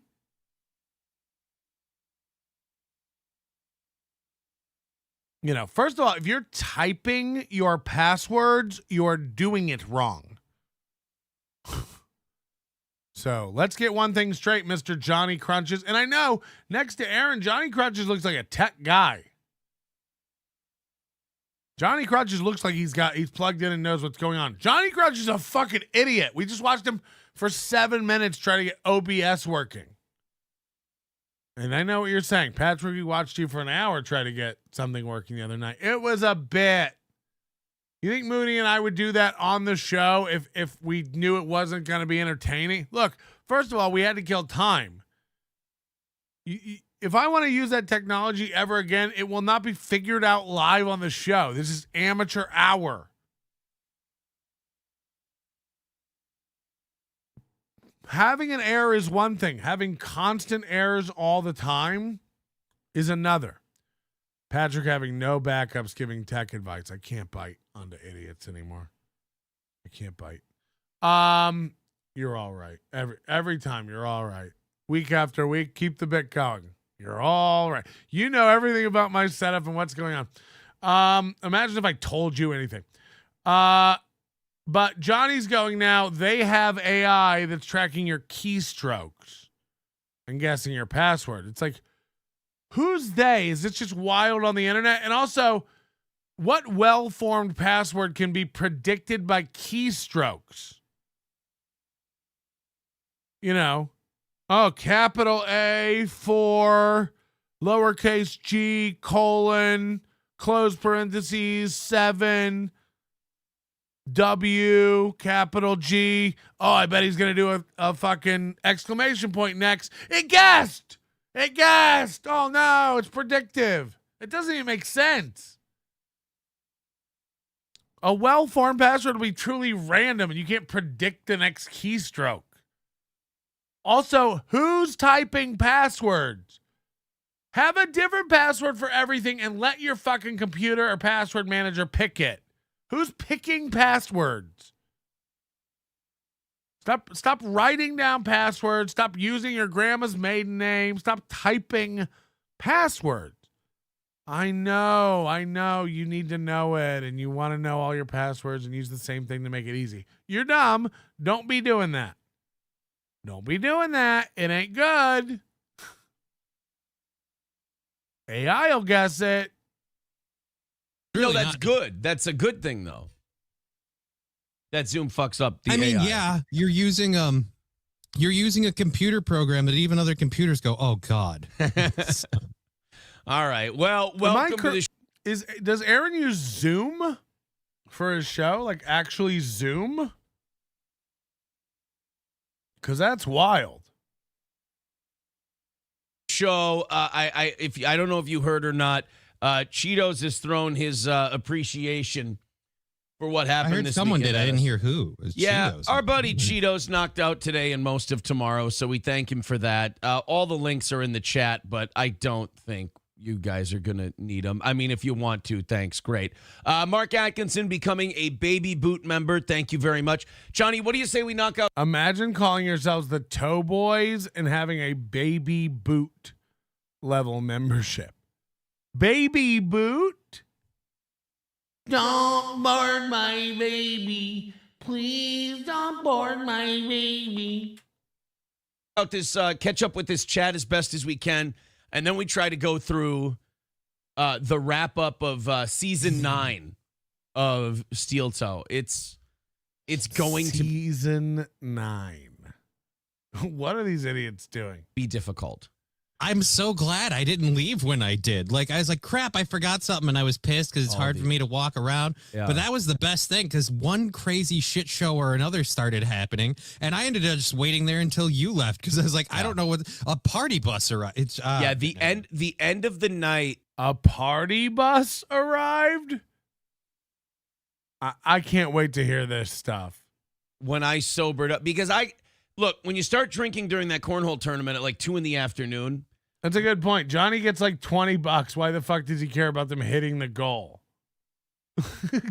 Once it gets to, when the comedy show's over at 9:30 or whatever, it's not. Congrats to Corn Diff for hitting 150 likes. Hit that like button and let's get Corn Diff up to 200 or else we're going to have to shuck him. Not fun anymore. You're under those lights. I have a pounding, splitting headache, so I'm just pounding water, flushing it all out. So I got sober at some point in the night. Hold on. At this party, he's pounding waters? The sex guy? The alcohol guy? By the way, what a freeze frame. Oh, boy. At some point, it got wild. I was pounding waters. And I got to tell you, I love I had everyone. so many waters. People had to carry me. Aaron's one of those people who probably drinks O'Doul's and then pretends to be drunk. 100%. Aaron's the type of guy who takes one hit of weed and he's like, whoa, I'm seeing dragons, bro. You're like, weed doesn't do that. Are you sure? Because I'd see a rainbow and a leprechaun sliding down it into a pool full of chocolate marshmallow. No, you don't. I'm so drunk. What is in this beer, bro? What's the percentage on this? This is strong. This is strong. It's non-alcoholic. It's decaf, Aaron. I'm buzzing. You should pound water in AC. I mean, I don't get blitz drunk, and I don't brag about getting blitzed drunk. So if I pound waters in AC, it won't be novel or crazy. I'll just do it and not mention it to you. I won't brag about it. Nobody drank more water than me. Nobody. I had so many waters. I was so fucking hydrated, bro. Nobody was more hydrated. I was probably the most hydrated. Steel Toe gets the most wet. That came out. It was such a fun time. I had a blast. I can't even remember it because of all the H2Os I had. I had so many of them. So many H2Os. When you get sober and you're around people who have been drinking all afternoon, it can be exhausting. It can be really difficult. Nobody was drinking all afternoon. Nobody was there. We've all seen the picture of Keanu and Little Lemmy and an empty bar. We've all seen it. And in case you haven't, let me get it for you. Keanu Thompson, who I don't want to be, going after no Keanu's, but this is the event. First of all, let's go to your Instagram, and it's like there's nothing from the weekend. You guys played golf on Friday, and then that's the last post on Instagram from Keanu? Are you kidding?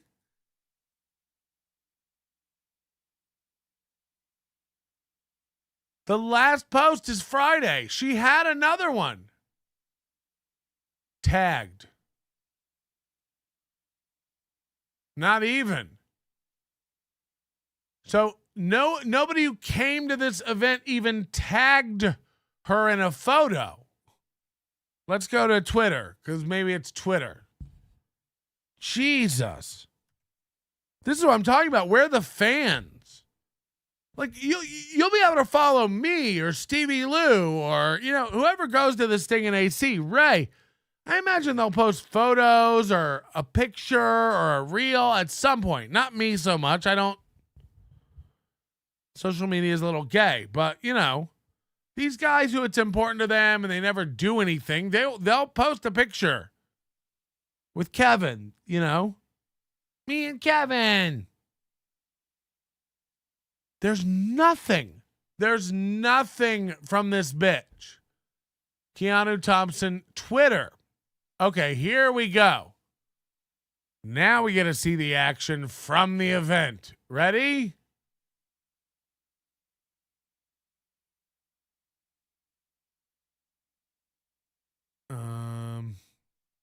Hold on. This is a fake. That's a fake. Steel Toe Morning Show. This one's the real one. Okay, Keanu C. Thompson on Twitter. Here we go. So these are the photos April posted. These are the photos that are the best photos of the event we have.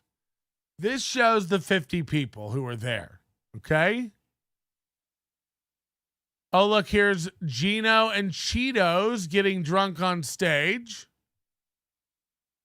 Imagine this guy. Imagine what Cheetos smells like. Here again is a picture of the crowd. And you'll see, again, look at all the gray-haired older people. Do you think these are people who were there to see the event or people who got moved up to see the event? Aaron wore shorts. Aaron wore fucking shorts on stage to a show. It's one of my big pet peeves. You just don't wear shorts when you're going to be in front of other men talking. And again, what a noodly fucking boob. What a noodly man. Are there even calves?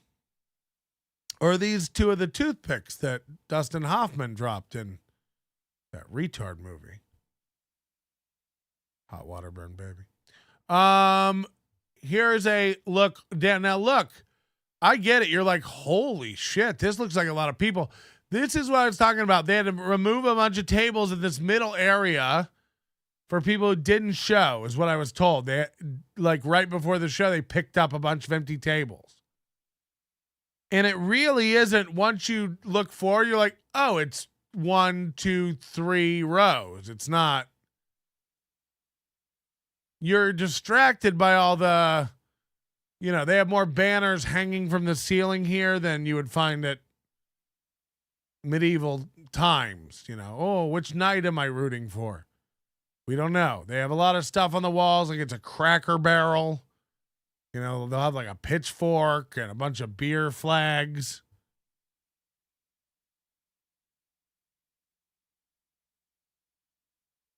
But a lot of these people were not there for the event. Okay, you got, again, there's some steel toe guys there. Reborn. Is that Melton at court? Jesus Christ, you fucking figure eight. So this is the big, big event. And these are the best photos of the event. And here's Keanu crushing it. Just fucking killing it up there. She probably parred. No video of it because, we don't want to give away our material. N-word, N-word, N-word. April said she's already missing Gino and Keanu terribly.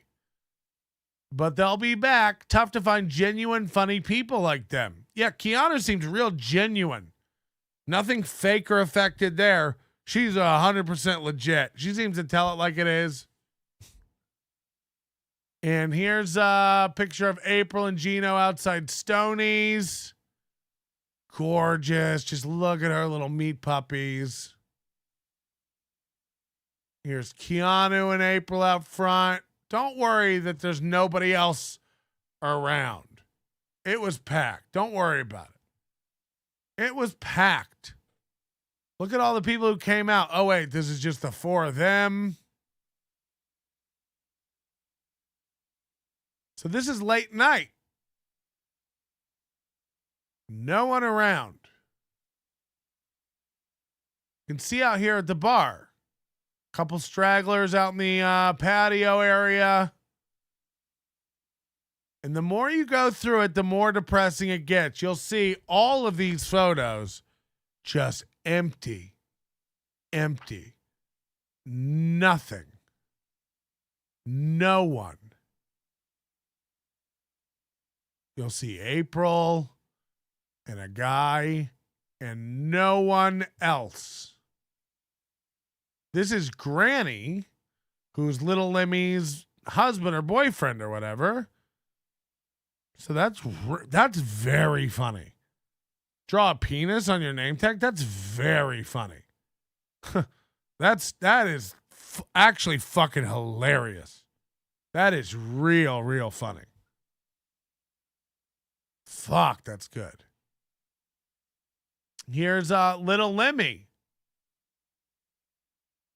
Here's Little Lemmy with Keanu. And then you look at this and it's like, I thought it was a kid. I thought Little Lemmy was a kid. I didn't know. Her teeth look like they should have a phone number and free guitar lessons written on them. And you just take one whenever you're interested. That's what I expect to see written on those little slivers of teeth. Free guitar lessons. Take one. And then you just pull it.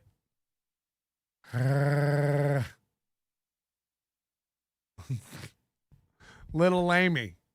Oh, come on. Be nice. Here they are again. And again, no one else in any of these photos. It's just pathetic. There's no fan memories. There's no... Little Lemmy took a photo, everybody. Little Lemmy. That's it. That's it.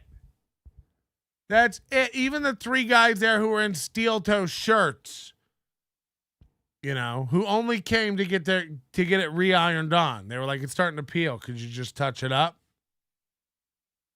Even the people in three steel toe shirts didn't post. There's no hashtag. We can't. This event was a fucking bust. A flop. Imagine having no video from something this important. Our 10th year begins today. Already missing everybody. Gino doesn't sell Oops. I love this job. Packed them in standing room only for the 9th year to those who came out. Again, you tell me. Aaron, you answer the allegations. Did you or not have to fold up tables right before the start? Did you or not allow people to walk in who were there unexpected for the show? Were there or were there not less than 20 people there all day until nighttime? And the only reason it filled up is because it's a small town bar and people came out. Just answer the accusations. All the daytime photos we see, no fans, nobody out in the beer garden, nobody playing cornhole. We haven't heard about a winner of a cornhole tournament. We haven't heard a winner of a karaoke contest. Why? No one was there. No one was there. They went and watched the show and they fucking bailed. Half the people who didn't come for the show left in the show, in the middle of the show. They got tired of hearing Gino yelling slurs. Who won the cornhole contest? Nobody. There wasn't one. No one came. Who won karaoke? You were going to give all the extra prize money from the... No one came. There was no karaoke.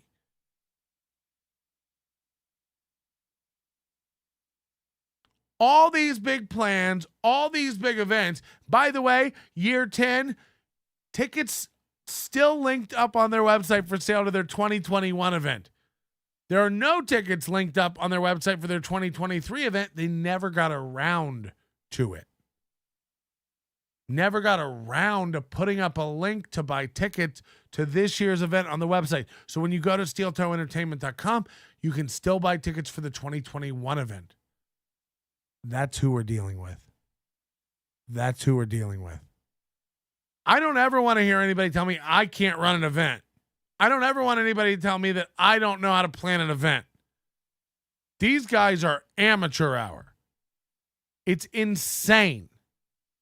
You had a big thing where you were going to give away money to the karaoke's and you were going to give away cornhole tournament with cash prizes. What happened? Why were there no updates all day? Like 17 people in the cornhole tournament. Here's the current brackets. Oh, wait, I bet there were no brackets. I bet none of this got planned the way it should have. I bet it was a shit show. Hi, you're on with the Onion. Hey, Patrick. Hey, you at least got to admit that Cadoo's pretty hot, though. Yeah, I got Ian Hawk sent me her nudes. Ooh. Can I give you my email address? You can give me your email address. Or you're asking for something? No, find them on your own. I don't, she's got an OnlyFans or something. Oh, okay. All right. Wait, one last question. Hey, I know when you were talking with WATP, you were saying that Brennan was kind of changed your deal up. You want to elaborate on that? Well, I didn't say change the deal. I just said he kind of broke what he said he was going to do. Well, broke, changed semantics. And no, I don't. All right. Bye-bye. No, I mean, look, it's not a big deal. I don't care. I said this from the beginning. I don't think Kevin Brennan is my friend. I don't think he gives a fuck about me. I understand all these people are using all these people. I'm not dumb. I understand what the deal is. But yeah, when Kevin and I made an arrangement, several things were said in both directions about how it would play out, and he went back on his word on some of that. It's not important. I don't care. It's not a big deal. We'll move on. I'm an adult. But that's why I was kind of like, I'll just quit MLC. But the more I thought about it, it's I gave him my word that I would do 3 months. If he wants to send me a link today, I'll come on today. If he wants to send a link, I'll go on. I told him I would go on for 3 months. I'll go on for 3 months. My word is my word. But I have no idea. I haven't spoken a word to Kevin since last week when he kicked me off the show. We don't talk about it after. We don't message each other. Hey, are you really mad?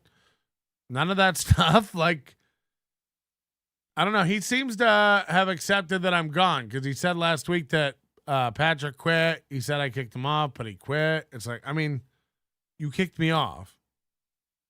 I'm trying to quit, yes, but you kicked me off. You are quitting that AARP commercial. Go on and get cut loose again on purpose. Wait, you're saying Ian Hawk has a thing for e-girls? No. Well, look, I mean, I'm not going to say Keanu's not hot. That's a fine piece of sliz, as some of you degenerates would say. But I mean, every girl looks good. Every girl looks good naked. You'd probably fuck most of them. All right, every girl doesn't look good naked, but you know what I mean. You get the sentiment. Do 3 more months? No. Definitely not that. And I definitely won't even be on next week. I first of all, I couldn't possibly be on next week. I'm flying back to Vegas on Monday. I'm flying to Vegas on Thursday. I'm flying to Atlantic City on Thursday. I'll be there Thursday, Friday, Saturday, Sunday. Flying back Monday. And so Bob and I will do a show Friday. I'll have shows Saturday. May do a wrap-up show Sunday if anybody's still around. But that's my plan, honestly. I'm not planning on getting hammered drunk. I'm not, while everybody else is drinking themselves stupid and chasing pussy, I plan on be doing shows, giving you guys updates. I'll have very select people on the shows with me. You know, I don't want to be bringing up every fucking stranger in the world to my room. I don't see a lot of me going and hanging out in Kevin Brennan's room. I don't see a lot of me like just getting shit-faced with the boys at the bar. I don't know. I honestly have no idea what to expect. I know several people are mad at me and going to be coming at me and threats and yeah. And I was telling somebody this, I think I was talking to El Harible this weekend, and I was telling him, like, I can even see me getting drunk and having a conversation with Ray. I don't hate Ray. Ray somehow does drive me insane and make me want to just gouge his eyes out, but I don't hate Ray.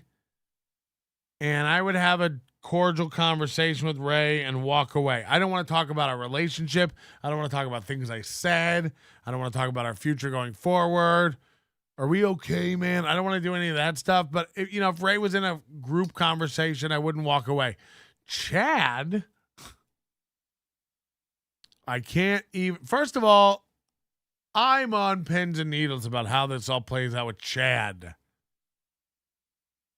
First of all, we know Chad can't afford to stay at the Borgata, so he's going to be down the road or at some shit box. So Chad's going to have to walk over. Hopefully he does a stream with his ring light, walking through the dangerous streets of Atlantic City to come hang out at the Borgata with us. Luckily, I'll be at a poker table most of the time, I think. So, I really, that'll be like a barrier of entry for Chad. Chad doesn't have $1,000 to sit down at a poker table. So that shouldn't be an issue. I shouldn't have to deal with Chad as long as I'm bought into a game, sitting there with my stacks. I shouldn't have to deal with Chad. I should be able to tell a floor person, he's annoying me. Can you get him away? And they'll just carry him away. You always try to control the narrative. Why are you lying? But I can't imagine walking over to Chad or buying Chad a drink or cheersing with Chad or, And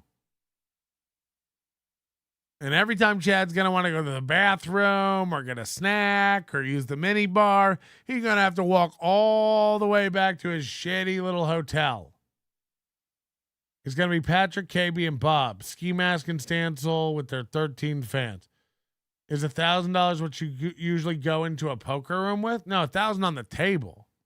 You got to have more than that to buy in again if you bust.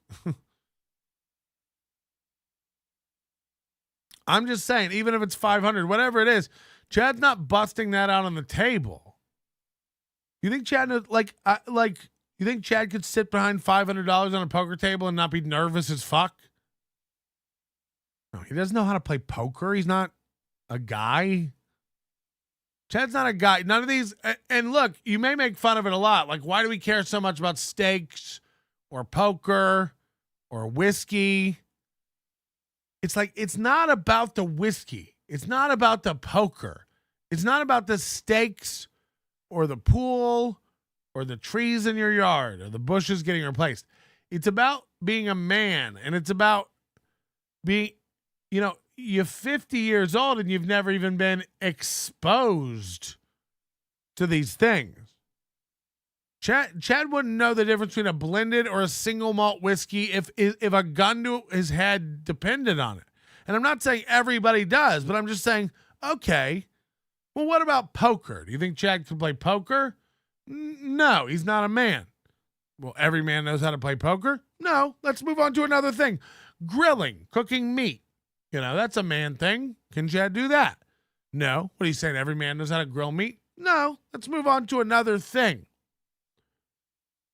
Being able to carry your own way and afford your own life. I mean, what do you want to talk about? And then can we talk about whether Chad can do it or not? And the answer is no. The answer is no. Chad makes fun of men who are married. Chad thinks that's gay. Meanwhile, he doesn't know anything about meat or whiskey or poker or cars or anything that a man should know about. Chad knows about giggling and being giddy and lying and stealing from the elderly. So, what are we even discussing here? I play 20-40 usually. I ain't going to be playing no 20-40. I'll play 1-2-2-5. 1-2-2-5 is fine for me. At 2-5, you put $1,000 in front of you. Like, I'm not playing no 20-40. Oh, you play 20-40 limit? The proposal video is hack and gay. Oh, I didn't know. Turns out you're right, though, because the whole relationship is deteriorating. Maybe she heard Chad making fun of the video, and she's like, wait a minute, Melton is gay. And then she just left me for the wingman.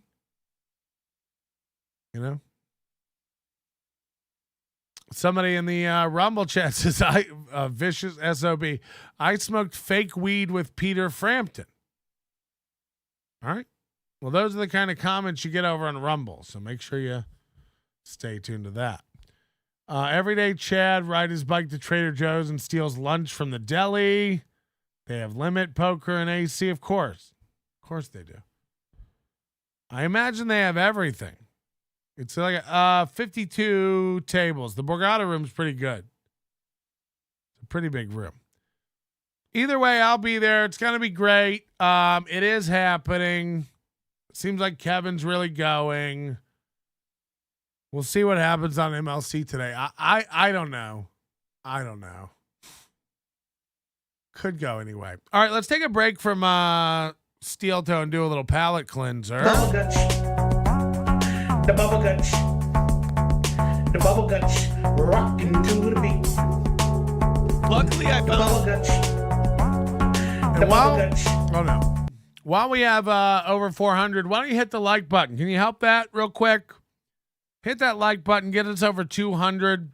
And if you're enjoying the show and want to see all of our bonus stuff that public members don't have access to, join the Overdose Light level here on YouTube. NobodyLikesOnions.com/overdose as well is the best way to support the show. Join the Overdose, $9 a month. NobodyLikesOnions.com/overdose.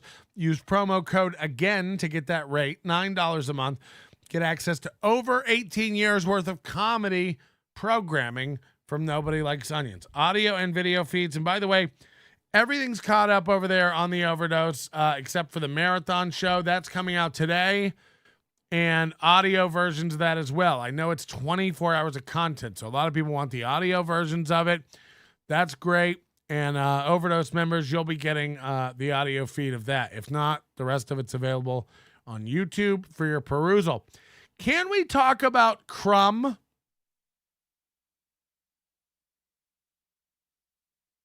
Can we talk about Krum?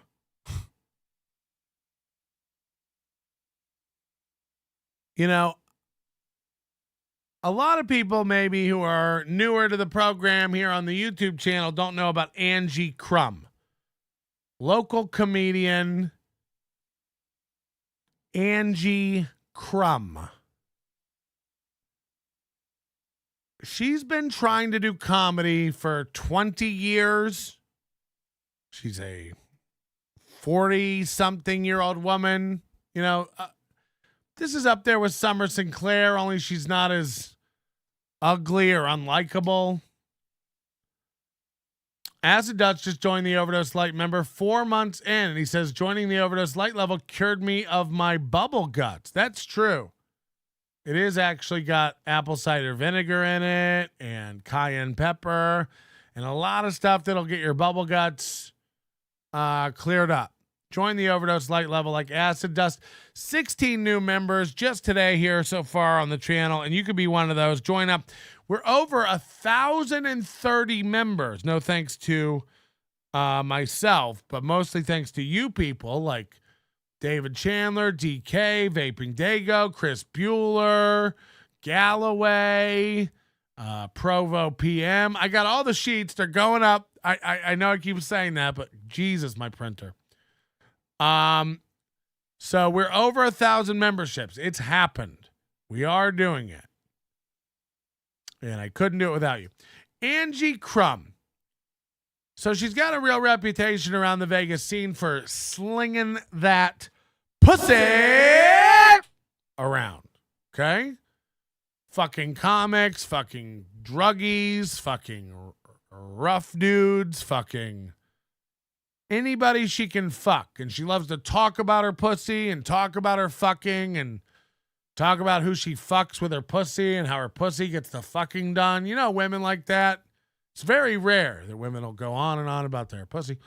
But she does it. And then she also, if there's a second thing about Angie Krum you should know, she doesn't like when people reduce her to her pussy and how she fucks dudes.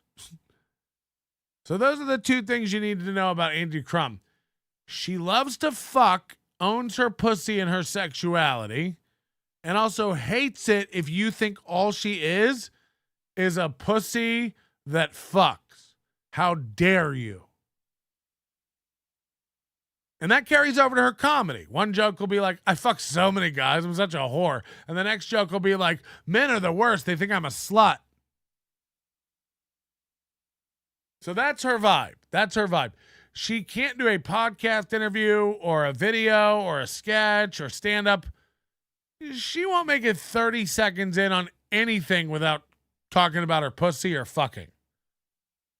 But she also gets very, very defensive about anybody who talks about how she talks about her pussy or fucking.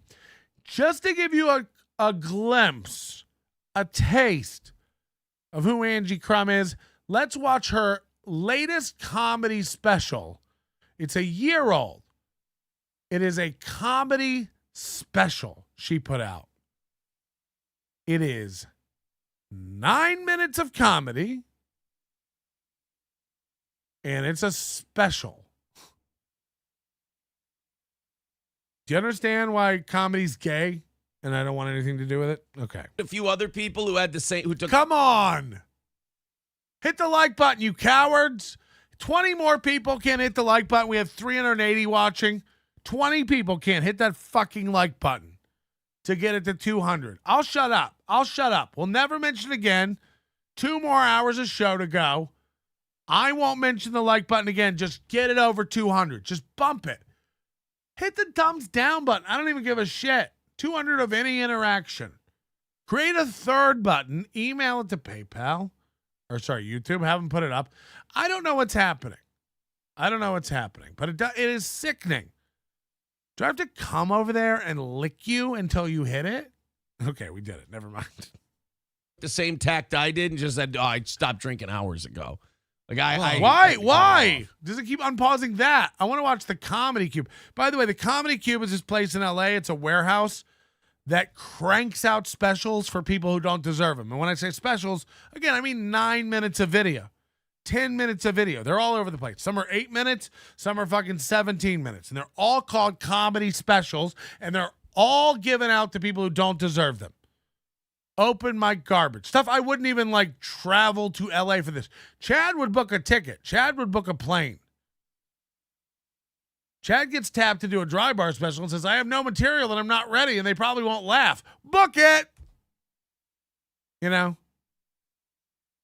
And all these people take it and then they brag about their special. And she has 2.6 thousand views on this, which is the most Angie Krum has ever gotten on anything. Take a look at this horse of a woman and enjoy. Enjoy two things: the value of the comedy production value of the Comedy Cube and Angie Krum's special.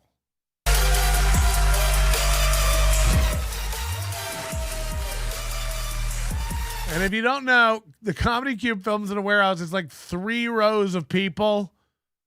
It looks like it's basically a steel toe Stoney's production. Too much.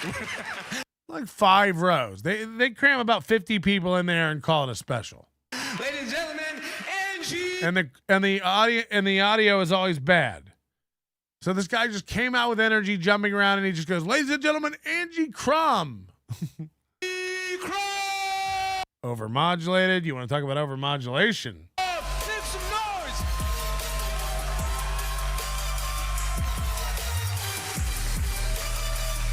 noise. Angie Krum comedy special. And wait until you see this skirt she's wearing. Oof. Great look, Ange. How we doing, everybody? Good times. All right, that's what I like to hear. So check this out. I just had a guy tell me the other day that he thinks I need to shave my pussy.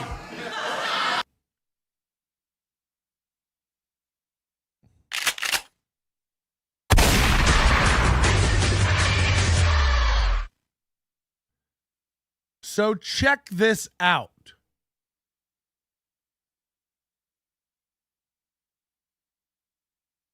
I just had a guy tell me that I need to shave my pussy. Now, I see a lot of people in the chat. I would. This bitch has 2 cankles. Fuck no. Elite comedy. She should have it. People cannot make up their minds about whether she's hot or not. I would ask you to reserve until you've seen a little more of Krum before you start crumbing all over yourself. So he woke up bald. A guy told me I should shave my pussy, so he woke up bald. That was the bit, in case you missed it. Also, here's the other thing. I couldn't believe that this was... She's not a looker. You're all being fooled. She's very ugly. She's got a hook nose. She's got a weird flat face. It's gross. You're all being really deceived if you think this is an attractive woman. I don't know if it's Vaseline on the camera. I don't know what you're all seeing. Recalibrate what attractive is. And this is coming from a guy with the ugliest wife in the world. This is not a looker. Corn Diff says is a very handsome lady. You are correct. You are correct. This is a very handsome lady. Hello, exactly. Coming from a guy that only has 1 testicle. 1 ball, you guys. The kicker on all You guys. this, the damn thing is ginormous. It's like 2 of them fused together. You know when you go to an Italian restaurant, you order the meatball marinara, and it's a giant ball in the bowl when it comes to your table? That's what I'm working with this son of a bitch, all right? Come on, you guys. Right, you guys? Like a big ball, you guys. Yeah, you guys. Give you the visual with this guy. So I decided that I'm going to change the name of the doggy style position to the wrecking ball.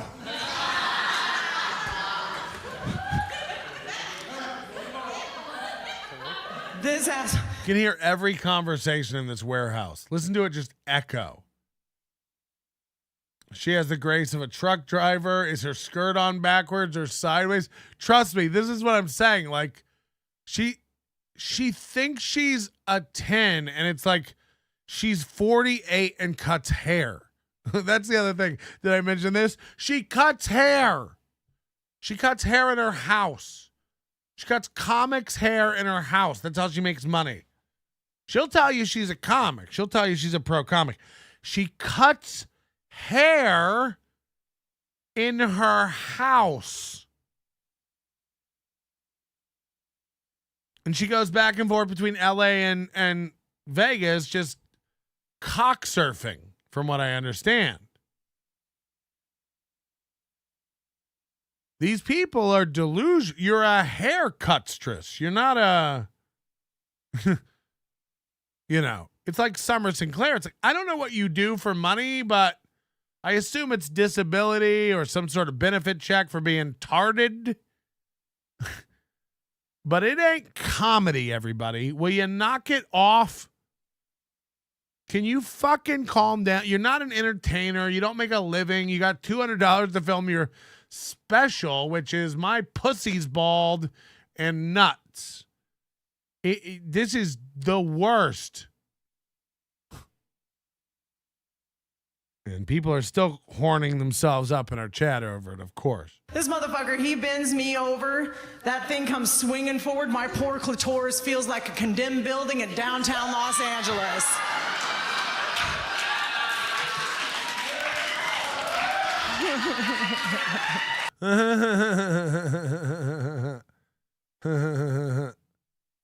Pat, you are sus.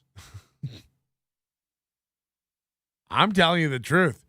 She's got a studio she cuts hair in now. She'll go like, comics, I'm in town 4 days only. I'm in studio. Let me know if you need a cut. And then she was like, oh, she did this one post one time. This is fucking hilarious. She goes like, I'm giving free haircuts to entertainers and comedians because I want to give back. And then she wrote all this stuff like simple haircuts only. You have to tip at least $20. Da, da, da, da, da, da, da. It's like, oh, you're giving back or are you giving $20 haircuts? You dumb bitch. Are you giving back? This is like when Kitty Pineapple is like, I'm so busy being a headliner and a TikTok famous bitch. I'm getting so many bookings and I'm working all over the world, but I do have time for a few more online consultations for working out. Just $50 and we do a Skype session and I come up with a workout for you. It's like, just say you're poor. Just say you need money. You know, you can't go, I'm giving free haircuts to comics, but you have to tip $20. No, you're giving $20 haircuts to comics. You're doing $20 haircuts for comics because you're broke. You're not super swamped being famous, but want to give back, so you're opening up for 10 sessions of $50 for counseling workouts, Kitty Pineapple. You're broke, and you need $500. You're broke. You know, I have 7 people in my inbox going, can you build me a merch website? Can you build me a No! And they're like, I'll pay. How much? It's like, you don't have enough. I'm not even good at it. I'm not a website merch guy, you nerds. No. You don't see me going, I'm not a website merch guy, but I do have room to build 10 people a merch site real quick for $50. Hit me up. No, don't. Never hit me up. Move on. As if I need your 50 fucking I'm not Chad. I got somebody to pay for my way, so I'll be going. You won't. Thank you. Now here's the other thing. He likes to send me dick pics. Oh, wow. Changing subject.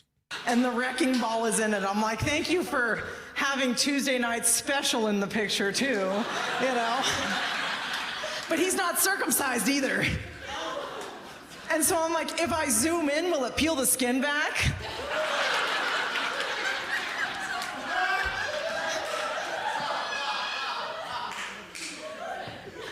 And here's the other thing with dick pics, you guys. If you're gonna take a picture. So much you guys level comedy. And another thing, you guys, and the other thing, you guys, So anyway, you guys. Hey, you guys. All right, is this Bauer? This is probably fake Bauer again. If this is fake Bauer again, this guy sucks. Because we've already done this joke today. Oh, it's fake Bauer again. What an idiot. Way to not know how to write a joke out, you fucking idiot. Either way, I'll provide an address if you sign an NDA so I know I'm not in danger of being pranked. If this is true, I truly appreciate it. No thanks. Like, we already did a fake Bauer bit today. Now you're doing it again. Like, by the way, fake Bauer here again, pretending to be real Bauer. It's like, we already did that bit. Why don't you call in and be Buzzard Bob 30 times a day and beat it to death? Oh. Your dick and send them to us because you know you're going to. Put something in comparison next to it. Am I right, ladies? I mean, bottle of water, microphone, hey, whatever, you know? So I had this guy send me one. He was using a Bic lighter, okay? All right. So I get to his house. He was using a mini Bic. See that piece of ice just hit me in the face? So bad, right? So, of course, I fucked him. All right, did you hear the crux of that joke? I just had ice fly up and fucking hit me in the face out of my glass. I gotta look that up. So the joke is, guys are such pieces of shit. Do you hear this guy lying about the size of his dick? He said it was as big as he sent me a pic next to a Bic lighter, but when I got to his house, he was using a mini Bic. Anyway, I fucked him. Her whole bit is, I'm a whore. Hi, I'm Angie Krum, and I'm a fucking slore. My pussy has a social security number. My fucking cunt drains of cum 24/7 like a post-nasal drip on a coke addict. Just snail trailing every pair of pantaloons. Get that out of here. We're not doing that shit. You're banned now. You're banned now, Bowerman. We don't dox people on my channel, okay? Even Chad. We're not doxing people on my channel. We don't need to make this very clear. Chad goes after people's families, livelihoods, and friends because he's less than. He's empty inside and has nothing. He thinks if he can make my wife leave me or ruin her life or her family's life or her career, I don't know what he thinks he's going to do. Again, go for it, you big bitch. You can't do shit. You can't do shit. Go for it. We'll all be waiting, and when you accomplish nothing, we'll go, wow, Chad really can't do shit. Not only can he not do comedy, his threats are insanely worthless. Hello, you're on the Onions. Y'all are crazy. This bitch looks like the Wicked Witch of the West, rather. Wicked Witch? She's ugly. Yeah, they're all like creaming themselves like I would. She's hot. Close, man. Yeah. So you don't think she's hot? No. What's your favorite thing about her? All right. So that guy said, y'all crazy. She ugly. And the worst part, I kept going back for more. I was like, what is wrong with me? I think it's because I like to feel empty inside. Get it? Because he has a small dick. Get it? Because his dick is small, even though she fucked him. Patrick, you like Chrissy Mayer. I mean, are you guys dumb? Are you guys dumb? When was the last time I talked about Chrissy Mayer? Oh, yeah. Remember 6 months ago in that one show when 1 minute you went like, she's really attractive. Remember? You're in love with her because that one show you said that. You're all dumb. He's one of those internet people, you know, you meet these assholes on the internet, you know. He's one of these internet people, you know, you meet these assholes on the internet. So me and a friend of mine have this thing where we share Tinder profiles to each other. So he sends me one and he goes, check out this one. This chick looks like a huge whore. So I open it up, it's mine.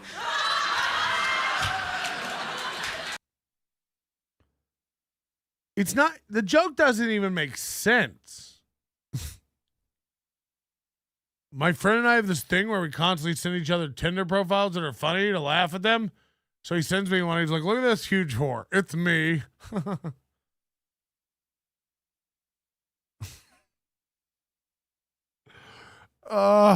Imagine this being your special.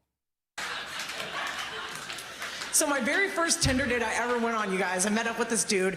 The bill You guys, come on, you guys. I hate you guys comedy. You guys. And just to be nice, I'm like, hey, you know, do you want me to give you some money? He's like, yeah, give me $15. The bill was only $30, you guys. Come on, you guys. Give me $15. He made me go Dutch on the first date, and I was like, well, the last time I checked, I thought the guy paid for the first date, but I guess, you know, it had been a long time since I'd been on a first date. So I was like, all right, so I paid for half the bill. He walks me to my car, and he tries to kiss me, and I'm like, I'm sorry, you didn't pay for that. So the joke, again, these dumb women, these fucking like woke, sexually liberated, entitled women are so dumb most of the time because they don't, because they don't even like understand what they're like fighting for. They're like, no, I can fuck anybody I want. I'm a liberated sexual woman. But they're also like still caught up, like, because there is an element of like, no woman does want to be a slut. Like, you really don't. I know you think you want to be all a loose slut. You don't. You really don't. I know Britney Spears and everybody after Britney Spears made you feel like you want to and you need to and you're supposed to. You don't. It feels dirty and gross. I'm not saying you're not supposed to like to fuck. I'm not saying you're not supposed to enjoy sex, and I'm not supposed you're not supposed to be sexual, but you don't want to be a gross slag like this. Look what society has done to this poor woman's brain. She's literally making jokes about being a fucking prostitute. I went on a date with this guy and he asked me to split the bill and I was like, It's like, well, first of all, isn't that the new, what are you ing about? But then she was like, okay, well, I guess we'll split it. And then a guy tried to kiss you and you're like, hello, you didn't even pay. Oh, so the punchline is you're a whore. The punchline is you're a whore. Got it. The punchline of your bit is you didn't pay for sex with me. Go on.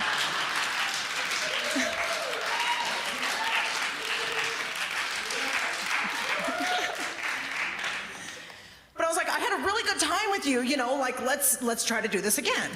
I get in my car, start driving away, the text messages just start flooding in. And he's like, I've seen your type before, you gold digging bitch. Really? I'm a gold digger for a $30 bill? Really? I mean, yeah, you're mad he didn't pay for it.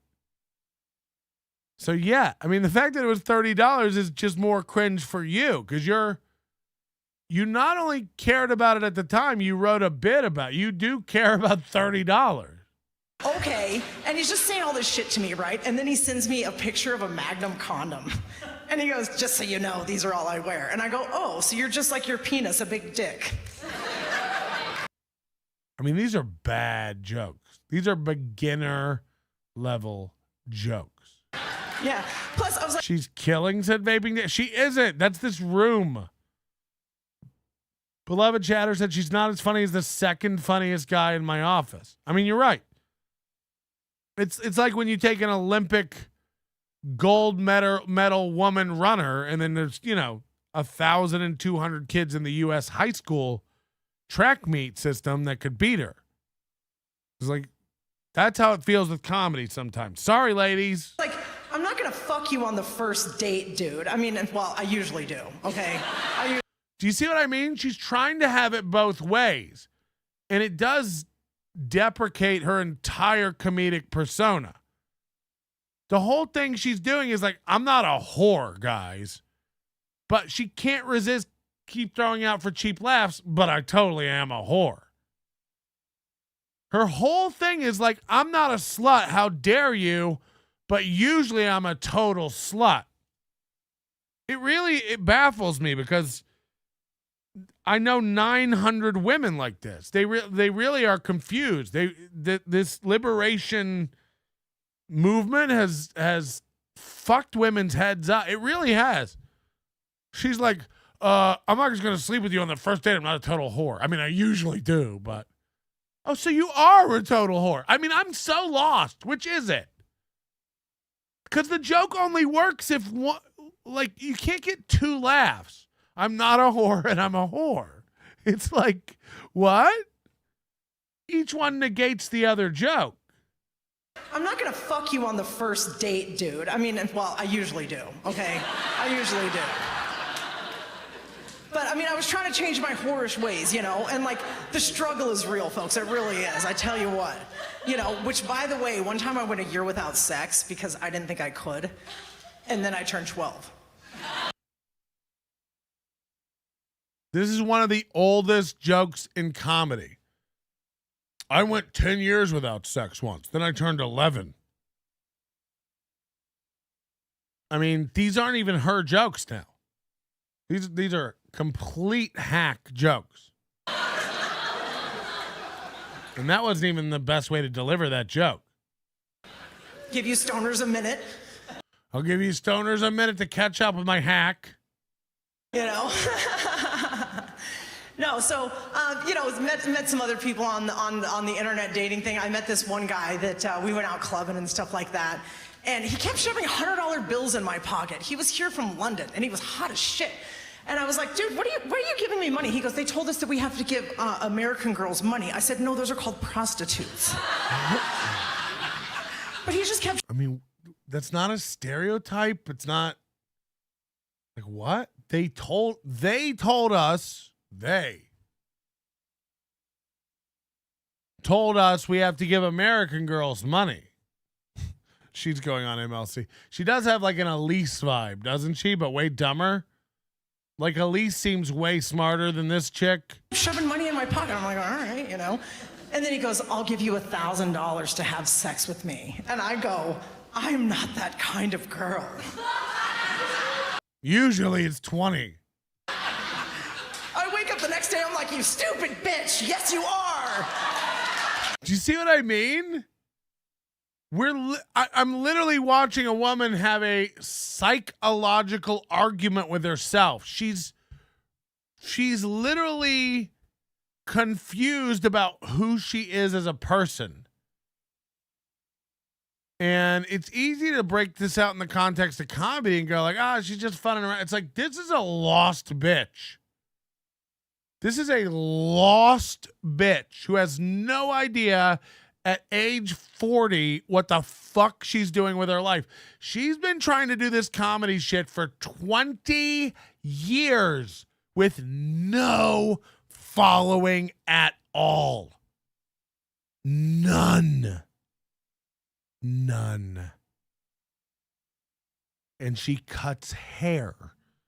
And she's having this internal struggle with whether or not she's a slut, whether she's being used, whether she's in control, whether she's using men.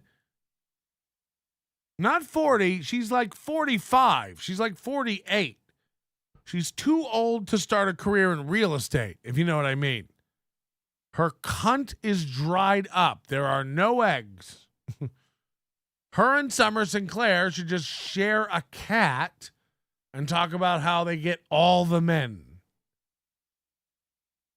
Goss says, I bet she tries to sell her friends homemade soaps and candles. Wow. Attack of Ari Jane from Got her.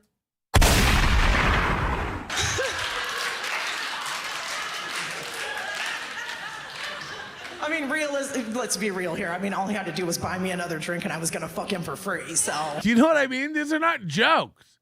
This is a therapy session. These aren't jokes. You're a whore. You're a whore. We get it. You're a whore. That's not a special. Come on now, Angie, you know. And there are all these younger guys. I mean, it's like I keep getting older and they stay the same age, you know?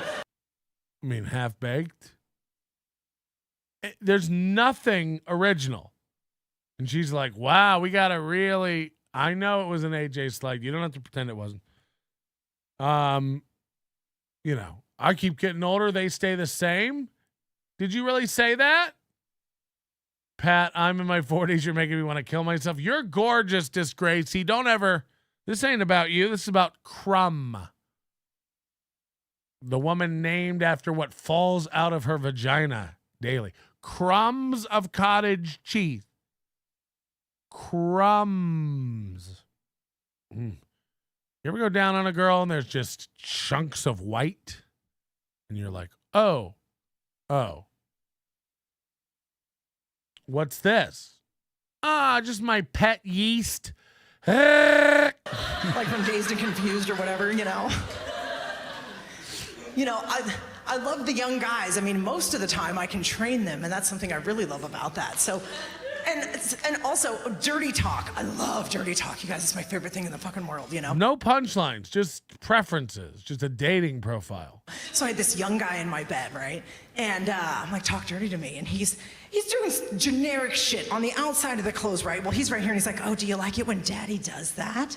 Do you like it when daddy does that? I said, ew, no. I said, that's disgusting, right? I said, don't you ever say that to me or another woman again. He got up out of my bed. He started walking across my room. I made him cry. He started crying.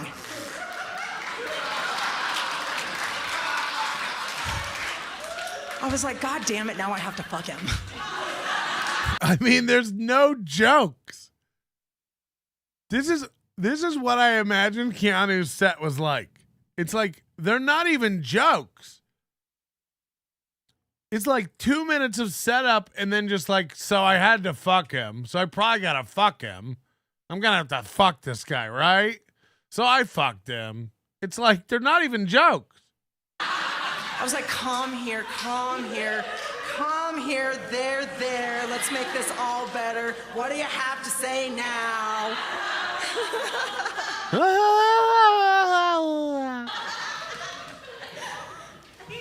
For the people that have been to my house, they can vouch on the passenger side of the bed. I put a words of encouragement book on that side of the bed.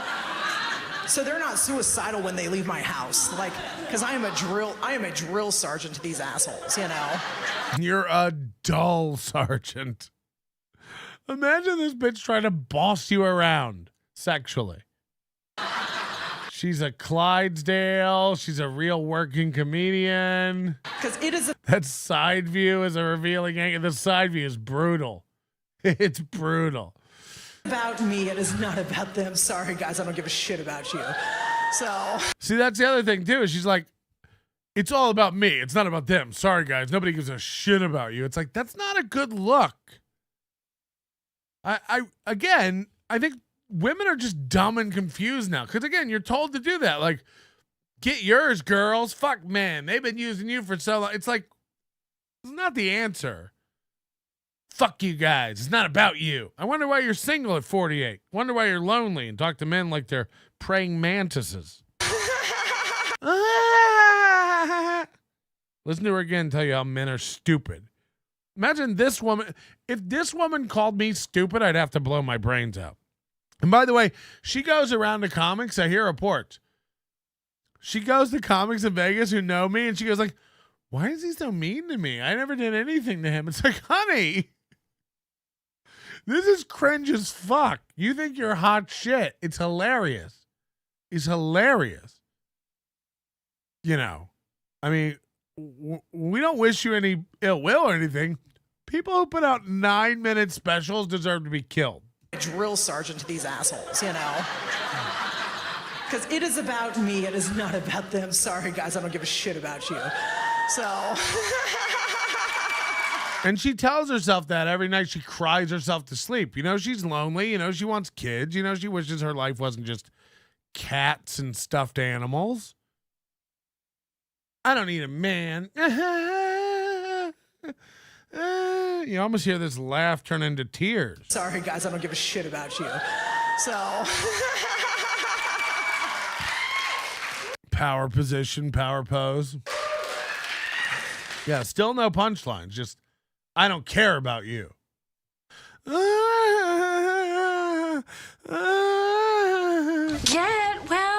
well soon. We want you to get well. I mean, it started getting to the point where I stopped hitting my spot when I masturbate because I'm trying to lower my standards. Do you guys remember the movie Men in Black? They had the little wand that would erase your memory. I'm like, I wish I had one of those for myself. Right? I was like, I'd practically be a virgin, you know? I'm like, maybe. So after talking about how she doesn't care about men and she fucks every guy she meets and all it takes is a drink, and how she fucks guys and she usually fucks guys and guys can't handle her pussy and they cry and she fucks guys, she wishes she had the Men in Black memory erase tool so she could forget about all the guys she fucked. Again, all this just screams that she has such a confused psyche. It's like, so you regret all the guys you fucked and you wish you didn't remember them because they're causing psychological scarring? No, because I'm in power.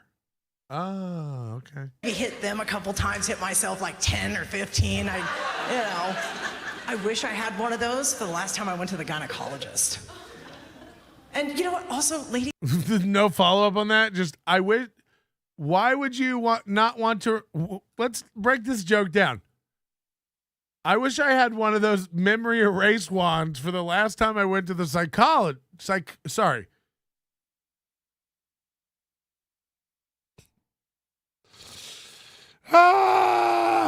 For the last time I went to the gynecologist. It's like, hold on. What happened at the gynecologist that you need to forget? Is your gynecologist, is she trying to say she's so attractive that her gynecologist hits on her or fingers her or messes with her? Or did her gynecologist tell her she has something and she's trying to forget?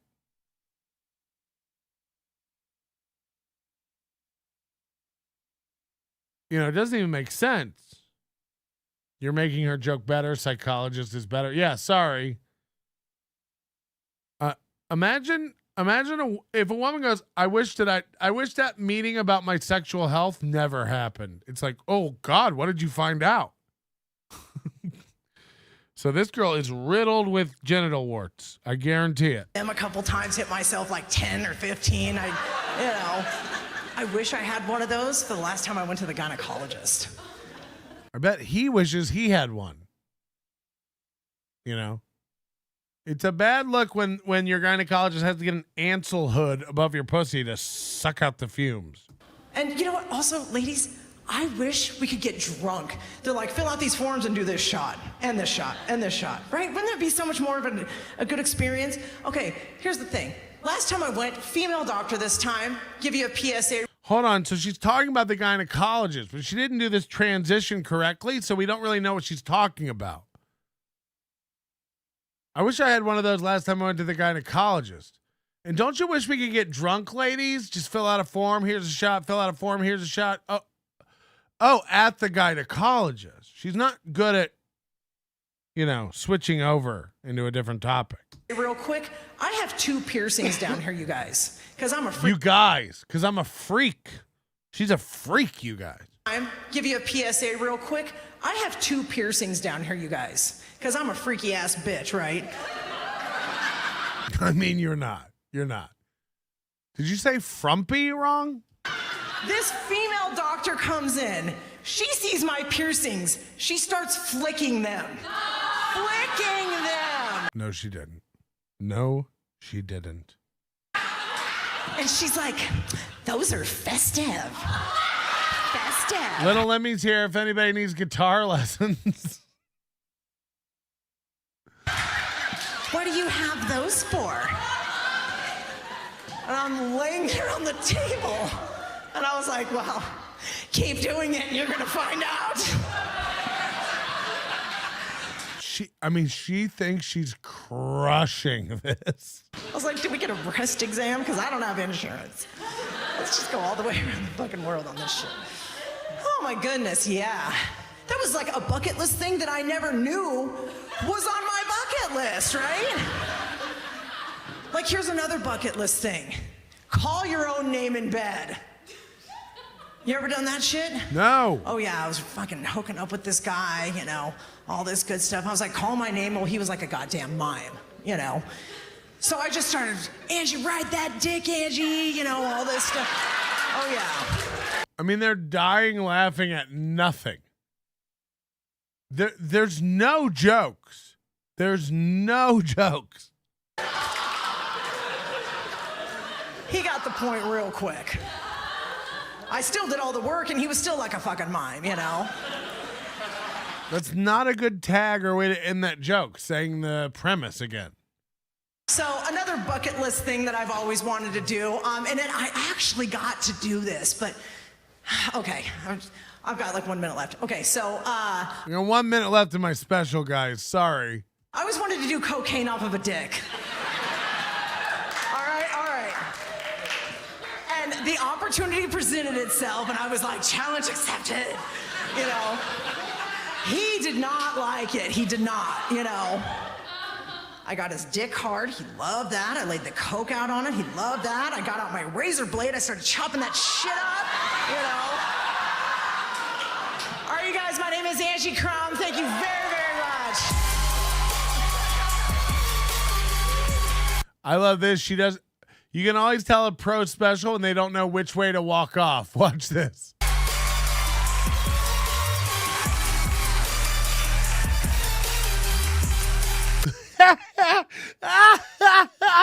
She's like, we're doing it to the camera. And then she's like, where do I go?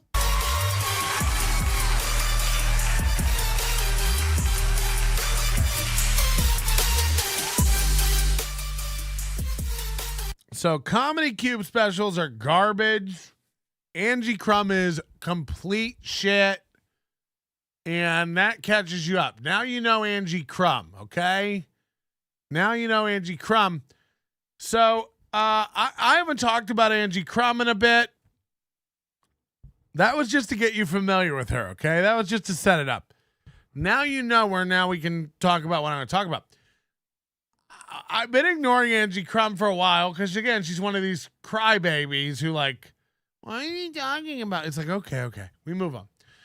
Angie Krum on her Instagram posts some of the most cringe stuff you'll ever see in your life. This is the kind of show she does. There are a lot of ethnic shows, urban shows. Shocker, a lot of black men want to get with it, you know?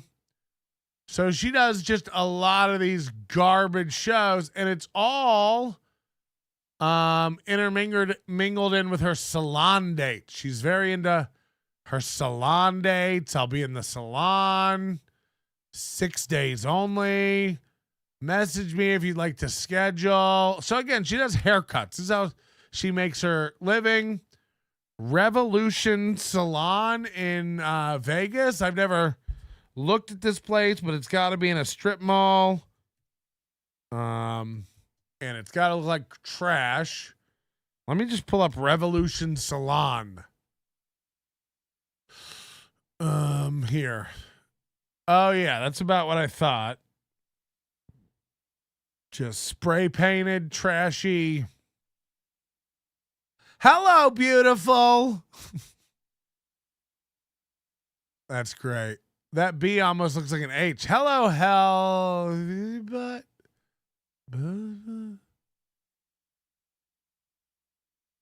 so this is a salon she works at. Very cool. Trendy, hip. Scrunchies. Do you want a scrunchie? 'Cause we sell them here. Do you want a lip mask? 'Cause we have them too. Just grab a scrunchie. Help yourself. We have them in bulk. Revolution Salon. They've done the love of Revolution backwards, so you know it's a serious hair cuttery. Hair services, child haircut, bangs. So that's Revolution Salon. That's where the Krum works. Now, she also does haircuts in her home for comedians. And that's how her Instagram works. Now, look, she cuts hair and does comedy, okay? She cuts hair and does comedy. She's fucking atrocious. Every one of her this is something I get onto her all the time about. It's crazy. I don't know what phone she has. I couldn't get a modern phone. You ever know these people? I couldn't get a modern phone to take the pictures her phone takes if I tried. I don't know how you get a phone to take such shitty photos. She's got to be using filters. She blurs her face. Every photo of her that exists on her Instagram, it's almost like a mask over her face of blur. She's clearly doing something. I mean, no phone does this on its own to a face. It's just all blur all around. And this will be on every photo of her, no matter what or where it's taken, no matter what she looks like, how she looks. Look at this filter. It's all filtered to shit. She doesn't look like this. She looks like sidewalk gum if you see her in person. She looks like shit. And yet every photo you'll find of her has this blurry aesthetic to it. There's not a clear photo of her that exists anywhere. I mean, this is Stiltskin.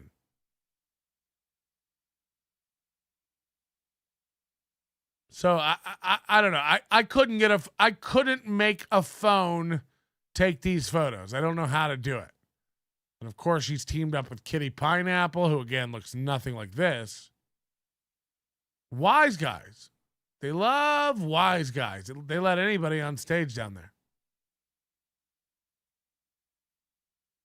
Just go through and look on your own, at your own time, peruse through these photos. Again, like, imagine taking this and being like, that's got to go up. That one's got to go up.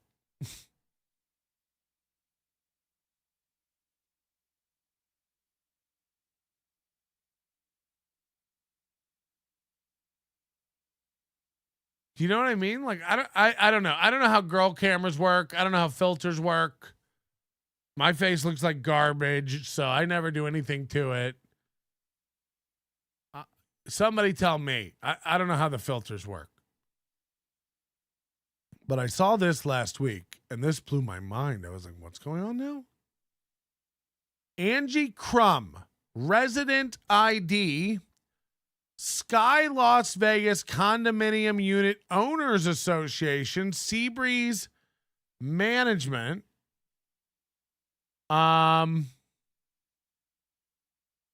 Company. I'm so freaking excited, she says. Tomorrow, I'm moving into Sky. Right on the strip, a tower. I scored myself a fabulous corner unit on the 15th floor. 2 master bedrooms, 3 bathrooms, a big balcony, a spacious open floor plan. Yes, I'm living alone, and no, you can't come stay with me. Ha, ha, ha. I have views of the strip and the mountains, and this place has tons of amenities. Yay! Hashtag hard work pays off. And everybody's, I'm so happy, glad to hear it, can't wait to see the nice view. And I'm sitting here going like, Sky Las Vegas Condominium Unit Owners Association. Okay. Angie Krum has cut enough hair and done enough comedy to purchase property. What?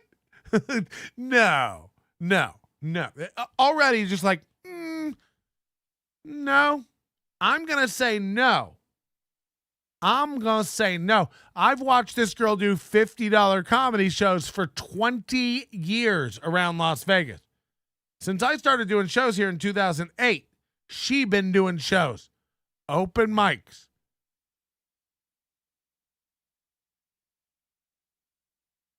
It's not like she's a real estate agent on the side. She cuts hair.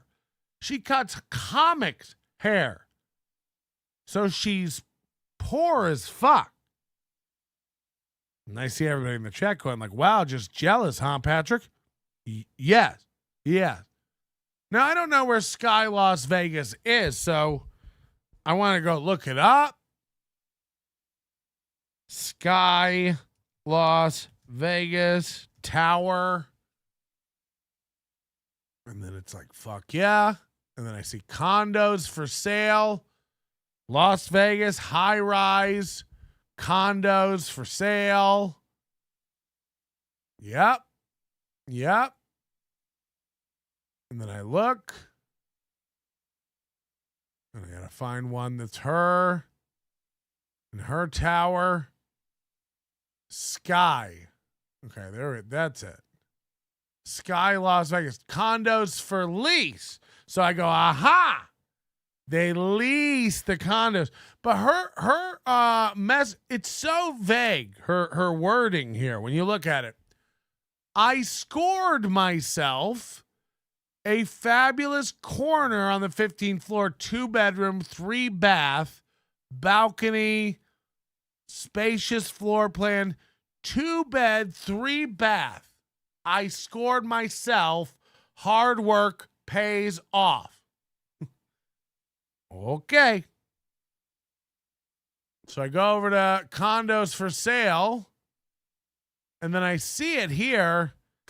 First listing under Sky, condo for lease, 2-bed, 3-bath, corner unit, $13,500 a month.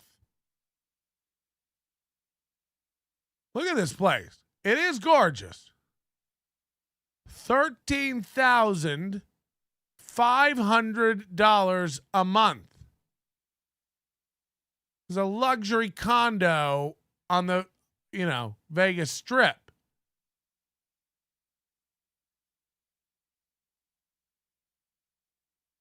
$3,000 square feet. Penthouse, high rise.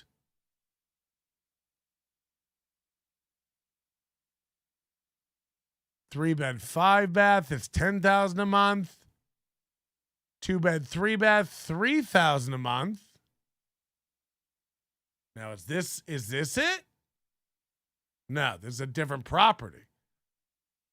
So then I get thinking, and you look up the value of these properties if you want to buy them, over $1 million, $1.5 million for these condos. $13,000 a month. This bitch cuts hair.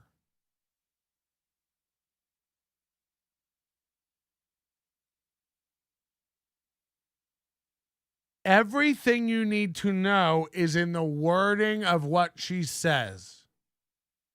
This ain't her place.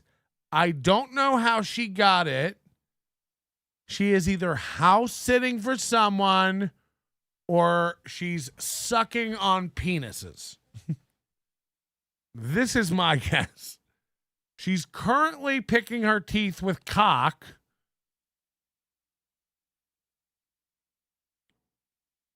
Or house sitting. But the way she presents this is not honest. And comics do this all the time. Chad to make himself look like he has gigs, people to make it look like they're headlining when they're not. All this kind of little trickery people do. She's posting a badge that says Condo Unit Owners Association. It's her badge. She's in the Owners Association, guys. That's dishonesty number one. You are trying to make us think you own a condo. She's rich back. Get over it. Fair enough. When I'm wrong, I'm wrong, and I will eat it. So the first lie is she's trying to say she's an owner. The second is she never says she never says I bought, I leased. She never says she did anything. I scored. People who buy a house don't go, I scored a home. No, I bought a house. Me and my wife bought a house. Me and my partner bought a house. I bought a house when I was younger. I'm trying to save up to buy a house. Nobody goes, I'm saving up to score a house. And then you write hard work pays off. You're a comedian and you cut hair. Which one of those jobs got you the condo? Which one of those jobs got you a $14,000 a month condo? Because we know you don't make $14,000 on comedy a year. I'm not kidding. I'd be willing to bet money that Angie Krum hasn't made $14,000 doing comedy in her career. I'd be willing to bet dollars about that.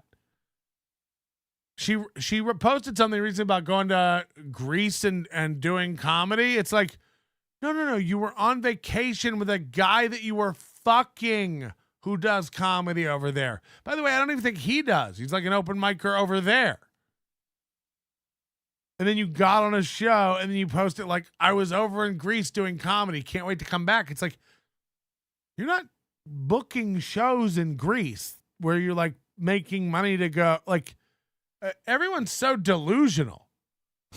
Humble slag. So I'm not sure what's going on. I'm going to put this up to the Vegas investigatory team. Call this out when you see it. I love that 90 comics are like, this is great. Steve McAnally going, wow, can't wait to see the new condo. You earned it. It's like, you didn't earn it. They're not cum glasses. You didn't earn it. Again, people go, Patrick, you're jealous. Yeah. You're right. I am jealous. First of all, I never would want to live on the Strip, but it's not jealous. I'm confused. I need to know where the money's coming from. I need to know. And by the way, I don't care, and this is none of my business, but you wanted to make it my business by showing off your owner's badge and telling us you worked hard and scored an apartment that is a monthly cost of your annual income. That's the rent. It probably isn't even the condos. You know, imagine the HOA on that. It's probably $2,000 a month or some shit. So yeah, I do want to know. You brought it up. Call it jelly all you want. Sure. I'll bring the peanut butter. I gotta know, Krum. Why are you trying to make people think? We all know you. First of all, you're trash. We all know you. You're like made of rat fur. You're like a garbage ass bitch. Like dudes rim you out for a Slurpee. You are a gross slag. 5'9", 180 pounds. Somebody just sent me this. Oh no, is this real? 5'9", 180 pounds, 48 years old.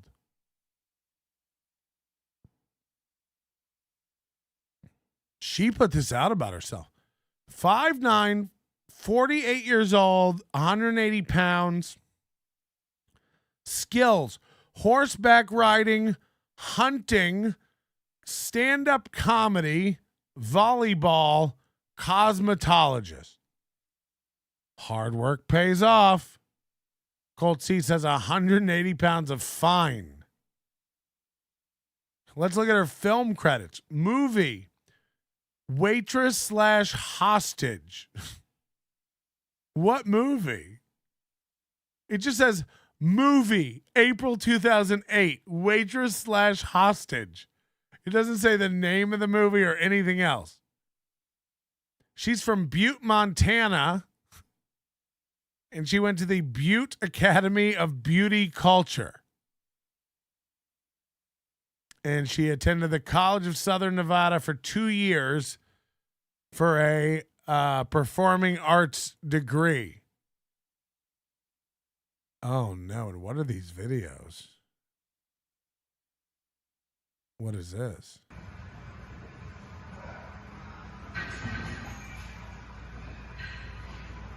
What am I watching right now?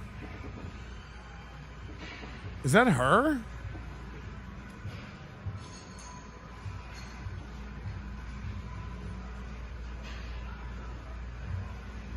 What the fuck is this?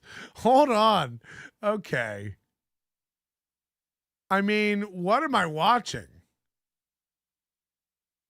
Look at this video that she's put out. I mean, this makes no sense to me.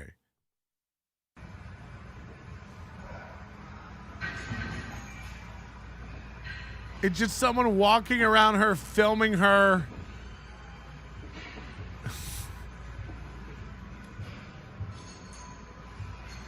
What is this?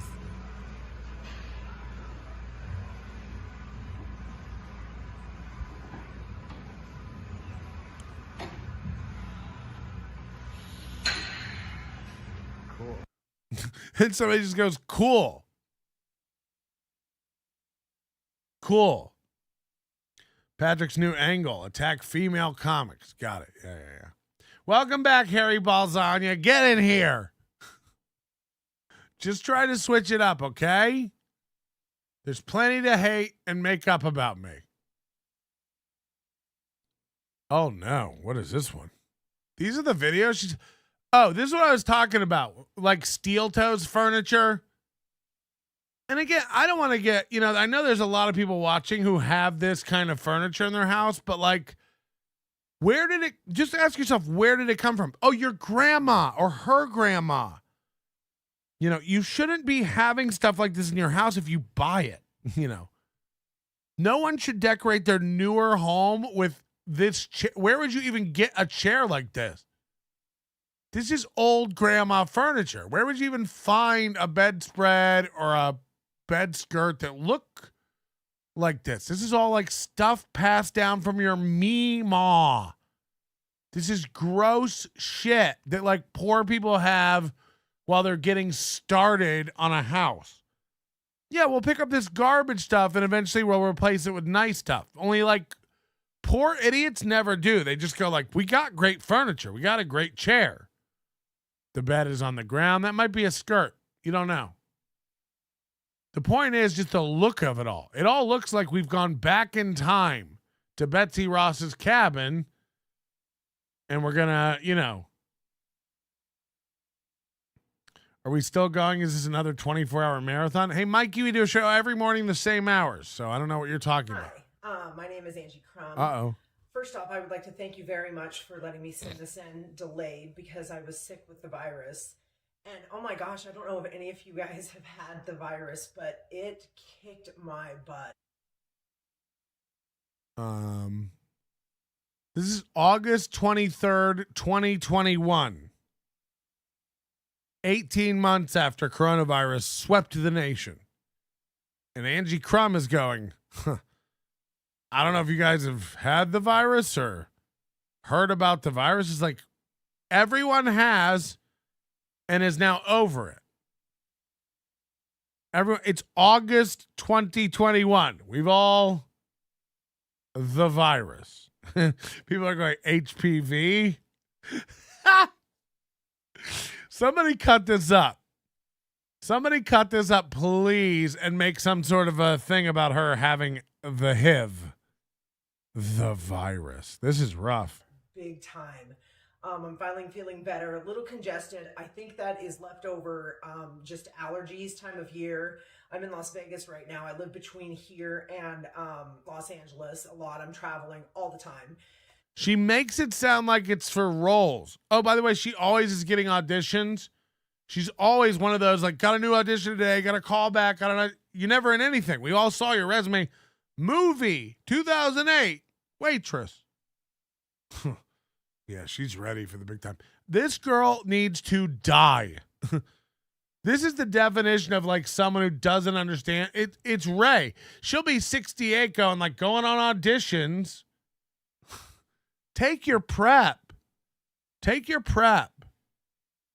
Auditions. You cut hair. You don't even make as much as most people who cut hair. You know, most cosmetologists sitting at that Revolution salon make way more than you make because you don't even commit to it. You're not even in there cutting hair. You just go do it when you run out of comedy money. Back and forth between here and LA, like you're some sort of mover and shaker. No, you're like Ray. Ray's back and forth between Ohio and New York. Is he a big important guy? Oh no, he doesn't have a place to live either. He shacks up. Don't get it twisted. She shacks up with other comics in spare rooms and living rooms and cuts hair in those rooms. That's her whole life up to this point. Now she's in a $14,000 a month skyrise condo. Do you understand? Do you see the confusion? I want to know what's going on. She usually lives with guys who pee on themselves and wave guns around when they're high on coke. That's who she usually is living with. She usually crashes in rooms like Ray. So, yeah, I want to know how she got the high rise. I do. I do want to know. So anyways, yes, my name is Angie Krum. I am... And don't adjust your sets. The audio is only on one side. 42, almost 43 years old. I have a birthday coming up. And you asked... I have a birthday coming up. Everyone has a birthday coming up. It is how calendars work. I have a birthday coming up. To send in a video about ourselves. So I grew up in a small town in Arizona called Pine Top. Really small, a couple thousand people. It's at the base of a ski resort. I have all sisters, no brothers. My father's from Montana, so he raised us like boys. Should you be out of breath when you're just talking about yourself? Another few minutes. My brother had a few sister who were out of boys, and then I was raised in Pine Top. It's a small town that. So we grew up around cars. We grew up hunting, fishing, all very tomboyish. But then as we got older, we, you know, like I went to beauty school. I'm also a hairdresser. I've been doing hair for 24 years. I've been doing hair for 24 years. You're going to like the way you look. I'm also a stand-up comedian. I've been doing stand-up for 12 years. I've been doing stand-up for 12 years. We got one! So, I got a little bit of all worlds in me. You know, it's like Yeah. A little bit of every ethnicity, you could say. I have no problem rolling up my sleeves and helping change a tire. But then at the same time, you know, like She's out of breath. She's winded. pulled my hair and did my makeup, and I love getting all girlied up and things like that.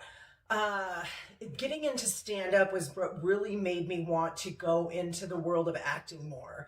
And I was living more full-time in LA. Full-time. The pandemic had me come back here because there was more stage time for comedians. But being able to be... She's never done anything pro in her life. She's never done anything professional as a comedian. Like, I'm not kidding you. She headlined some little shit around town, like Bonkers and stuff. But ask people. Ask Alex Ansel. Ask some other people. She walks rooms, man. She goes up and it's right into like my pussy. It's like, okay. On set more in Los Angeles. I did a lot of background stuff, you know, Grey's Anatomy a lot. It was really close to my house. The casting agency that I was with, they were always sending me to work on Grey's, you know, but, You know. Are you in SAG? You know, how many times can you really work as an extra and not get a voucher here and there and not being sacked. You were always on Grey's Anatomy. Okay. There's, not one clip of her anywhere on her stuff about her being on Grey's Anatomy, but not on the resume. None of that stuff. I'm in love with the idea of film. I'm in love with the behind the scenes, watching them do a scene and watching them set up a set. She's really into the craft. She's one of those. I'm into the craft, but she doesn't know how anything works, She's been around it forever. She's super into it, but doesn't know how anything works. How it'll be the middle of the night and how they bring in all the screens and make it look like the middle of the day. Just little things like that. It'll be the middle of the night and they bring in all these screens and make it look like the middle of the day. I love that. I love that. She's too classy to be a genuine locale failure, though. You're wrong. You're wrong. No offense, MGD, but you're so fucking out of it. You just, I can't. It's hard enough talking to anybody from Scotland about anything, but I've been watching this bitch for years. Trust me. She's bad. It gets rough. There's no need to tell me what's what. I'll juice the goddamn berry. You hold on to it, okay? You show me. Why don't you go take another photo of some awesome food you discovered? Hey, did you guys hear about hot dogs? No, what's the word? What's the good word? MGD. She's not dumb enough to be a genuine locale. You're out of your mind. You're out of your mind. This bitch is a fucking treasure trove of idiocy. Just wait. You haven't even seen her do a scene yet. And you haven't even seen her exclusive interview on Lex Las Vegas's what's he called? The Spotlight. If you don't know Lex Las Vegas and you haven't seen The Spotlight, then you don't know anything. The Spotlight. Onion sauce. No, JK. But I do think people make calls too early. You don't trust me. This is one I can vouch for. I know my scene here. Just watching how I can't get over how nervous she is. She's swallowing. She's out of breath, and her voice is shaking while she does this. I don't know whether this is an audition or an interview for something. I don't know why you would make this and put it up. But it just looks like she's somewhere on the carousel of progress or the back room of a Cracker Barrel or on the farm. I don't know, just everything about film is fascinating to me. So for as much as I love stand-up, how they put it in the camera, how the camera goes while it films.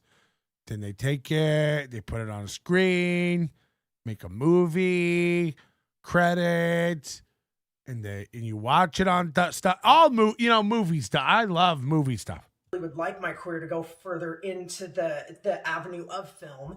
That is what brings us here today. Let's see what else. I would like to. Yeah, so I think this is something she had to send in for a film audition. Imagine this nervous energy coming at you as a casting director. Play any character I can. I really like the idea of getting really, really into character as far as the costumes and the makeup and what are some other things you might see on a play? Playing characters that I can relate to, of course, but then also characters that I would have never thought that I could play, that I know that I could pull out of me, So she's saying nothing and everything. These type of people too? I just really love acting. I love grabbing a character that I can empathize with and really feel and have experience, that I feel like I know them, and then I can just grab that and run with it. I also love a character that I have no experience with and don't know anything about. And I love the idea of grabbing something foreign like that, making it my own and running with it. It's you just said nothing. You just said everything and nothing. I love being nude in film because I like exposing myself and showing the bare, essentials on. It's like, but I also love wearing costumes and getting dressed up in something I would never wear. It's like, so you like things? So you're into stuff? Cool. Having the right direction with the right director. You know, I know that gets brought out of you. She's like, and directors, their job is to like bring things out of you. She's literally info dumping everything she's ever heard about film to a casting director. This is insane. I've done other little things, like I did like a Christmas commercial where I played a cool aunt, and I played What? Make a reel. A waitress in a movie where I got taken hostage with a knife to my neck, and but yeah, just You're saying Tracy Jane is way more kooky and off-putting? I'm telling you you're wrong. I'm telling you you're so fucking wrong. I don't know if I don't know if everybody's like sensors are messed up or whatever. It's Monday morning. Take a minute, have a coffee, recalibrate. You're insane if you're not picking up on this yet. This chick is bat shit. Bat shit. I scored myself. Hard work pays off. Show me the bags of hair. Show me the bags of hair. Show me the bags of hair. I would like to, again, it's like I just find film and acting so fascinating that I would like to. She's going on and on and on about play any role that I would be so lucky enough to play, that somebody sees the potential in me and wants to work with me. And, you know, she's like gulp swallowing and like very, very, angry. I MGD, calm down. Everybody's fine. Harry Balzania, MGD, all the haters, all the lovers, we're all good. Sword and Scale, get out of here. Sword and Scale's not even a member anymore. This guy's just vanished. Mike Boudet, more like Mike Good Day. Be gone, sir. Be gone. Again, I'm very easy to work with. I'm a really cool person. People always say, "Oh, you have so much likability," and it's like, I hate to toot my own horn, but I do. You know.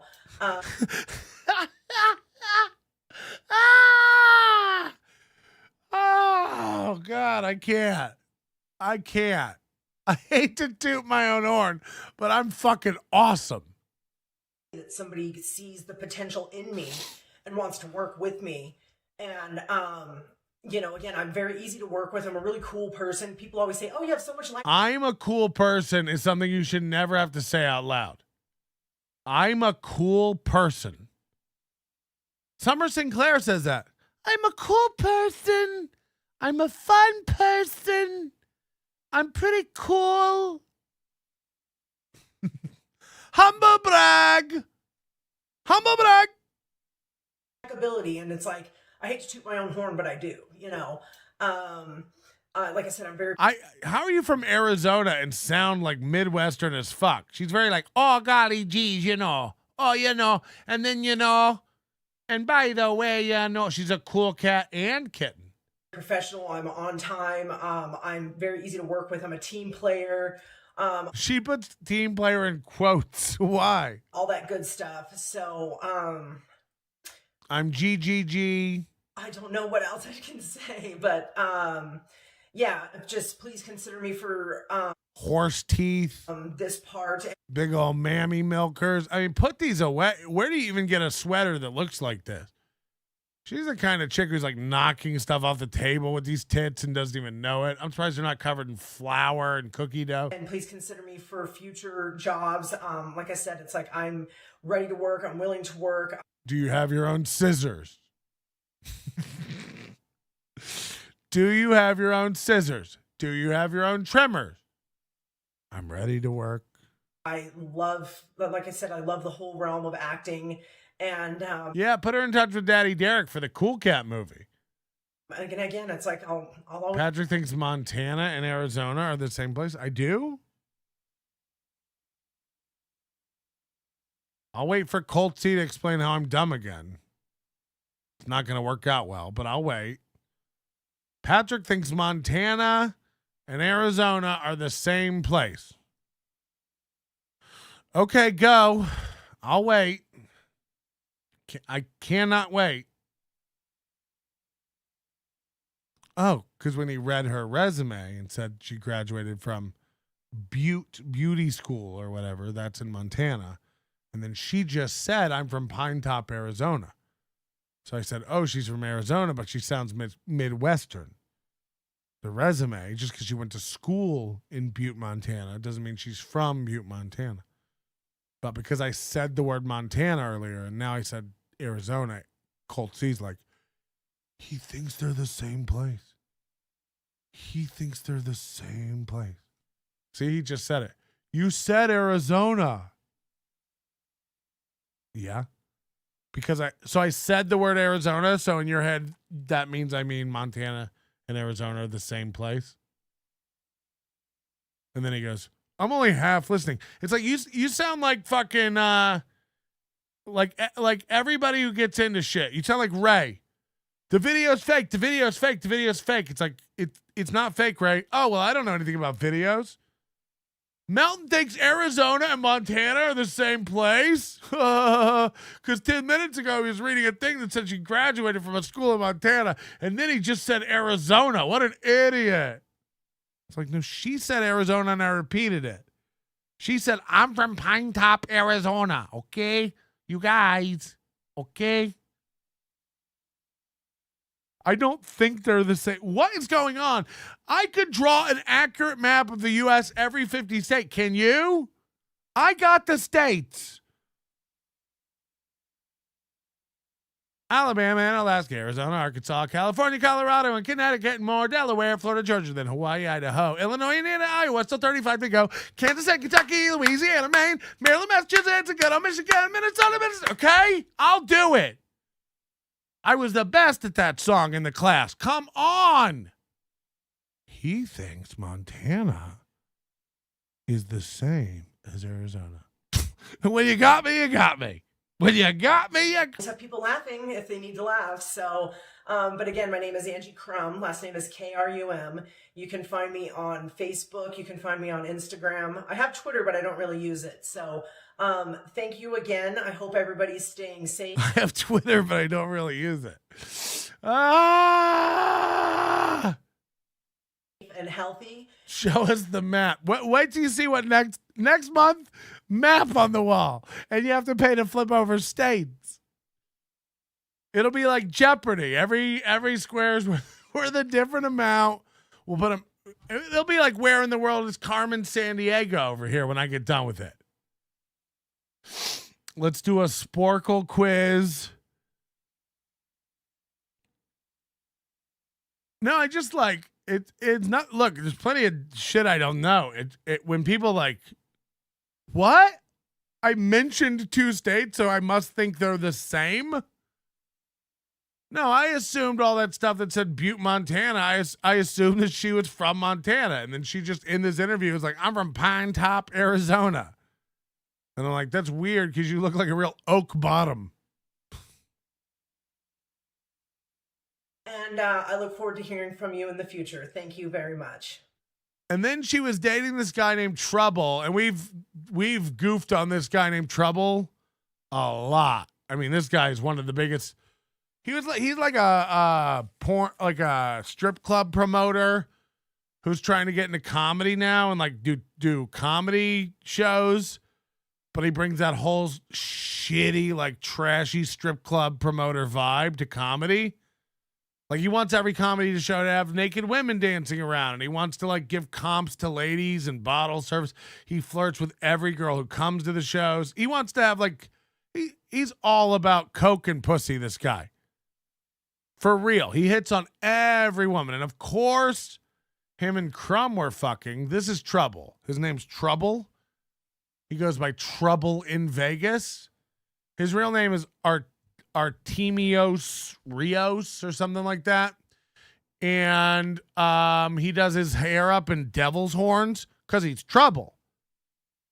And he's one of those guys, like, he gives out his number all the time. Like, if you're looking for a table at any club, just text me, I'm looking for Trouble.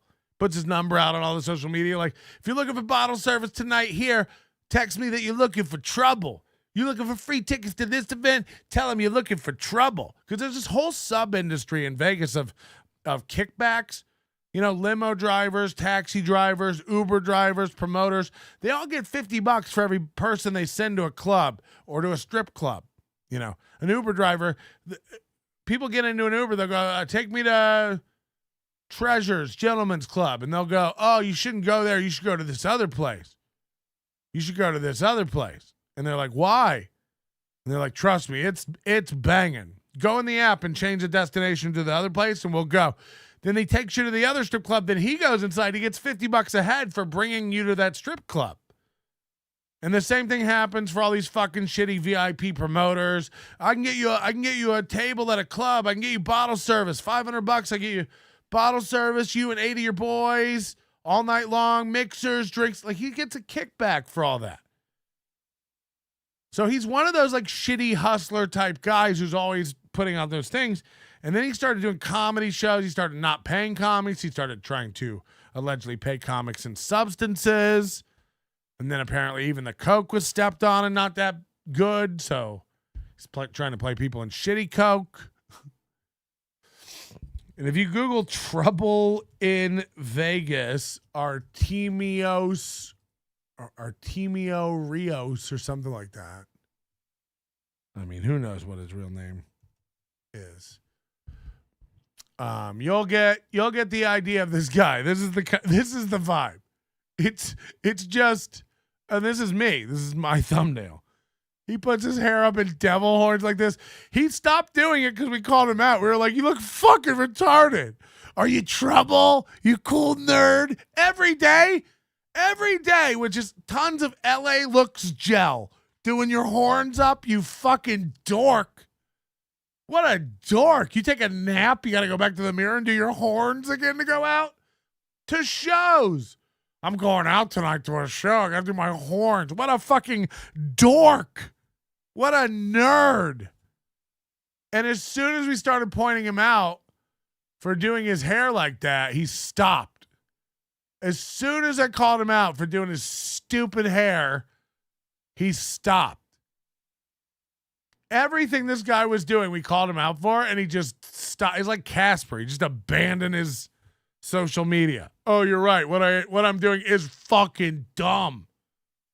What I am doing is cringe as shit. I can't get Facebook to load.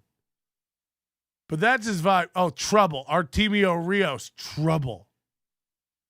He's trouble, guys. He's trouble. He's trouble now.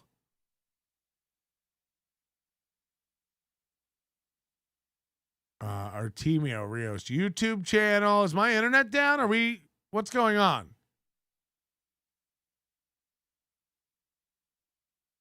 This is his whole vibe. Do Vegas right. Fuck the police. Dre's, baby. So he is a club guy. And he's out here doing it. But you got to go back. I think he's deleted all his stuff. I think he deleted all his shit because it's cringe. It's cringe. But this is his vibe. Let's get it now. He always has a new app on his phone to make real. He makes these little promo videos and reels all the time with apps. He always has a new app where he's making cool videos. He's one of those guys.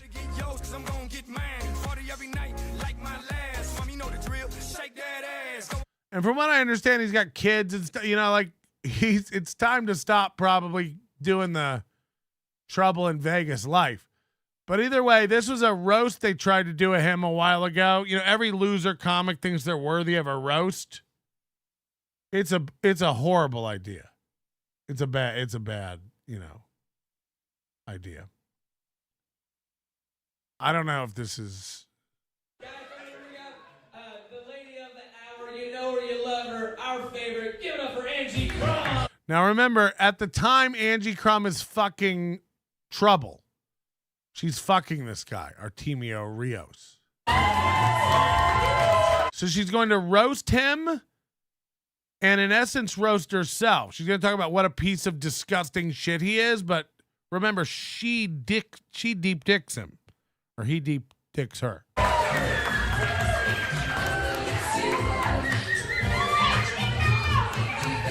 Is this the Steel Toe anniversary show? She came up to "She's a Nasty Girl. She put in this big burp." All right, now we're moving on to the man of the hour. You run a show called Trouble in Vegas. They should call it Disappointment at the Artisan.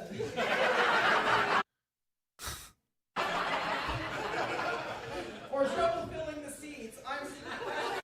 Or trouble filling the seats. I'm sitting. It's like she doesn't even pause for the joke. That's the better joke. They should call it Trouble Filling the Seats. But she just talked over it. I've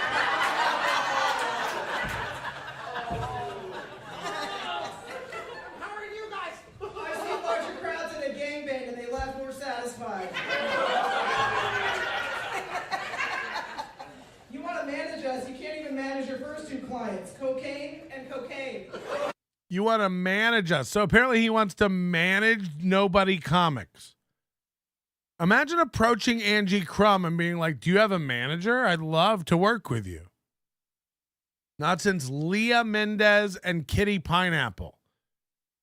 Leah Mendez was Kitty Pineapple's manager, came into my chat and told me she was huge and gets recognized everywhere and was blowing up. And I said, "I hate to tell you, but you are wrong." 1 month later, one of us proved the other one right. When I saw Kitty Pineapple appear on TV shows nationally. Oh, wait, no. Leah quit being her manager because she realized she's going nowhere and she's toxic. She's a trans grifter. I mean, they. David Lee, Kitty Pineapple. You know the one. They're the ones that get most of your money anyways. Everybody hates him. How much of a fucking piece of shit can you be to give Trouble a bad name? These are great. He's the kind of douchebag that makes a girl pay for a drink and then he roofies her. He's the kind of douchebag that makes a girl pay for a drink and then roofies her. Now remember, again, she's fucking this guy. But he is that guy. All this is correct.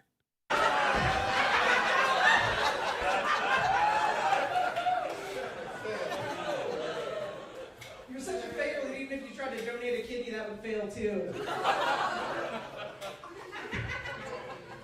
He's so drunk, everything's a hoot. His mom tried to abort him and they said, "I'm sorry, ma'am, a man that's 45 years old is too late to abort." His mom tried to abort him. They said, "Sorry, a man who's 45 years old is too old to abort." These aren't jokes.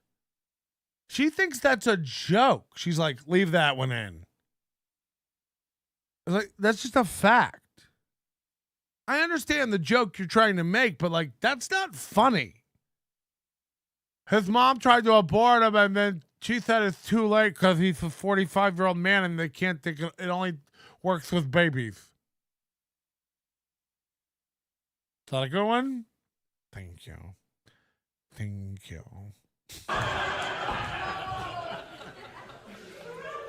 And he doubles over at every one of them. Oh my God, that's crazy that you said that. She got the trouble guts. Oh yeah, that's true. He's in there whisking away. For those of you that don't know me, I come from a huge hunting family. I mean, I grew up with a gun in my hand, you know, and so I told him about that. He's like, "I want you to take me hunting." I said, "Okay, I'll take you hunting. Start running. I'll fucking shoot you." I grew up in a hunting family. We always were surrounded by rifles. And he was like, "I want you to take me hunting." And I was like, "Okay, run. I'll start shooting."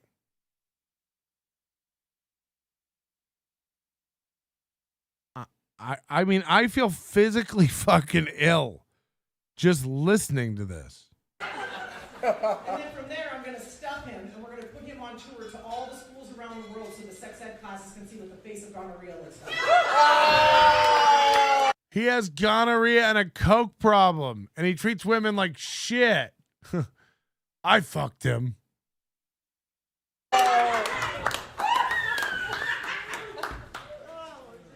Trouble in Vegas, more like trouble brushing your teeth. Trouble in Vegas, more like trouble brushing your teeth. Got him! Got him! Oh! Damn. I kissed him and didn't know that gingivitis was an STD. I kissed him, and I didn't know that gingivitis was an STD.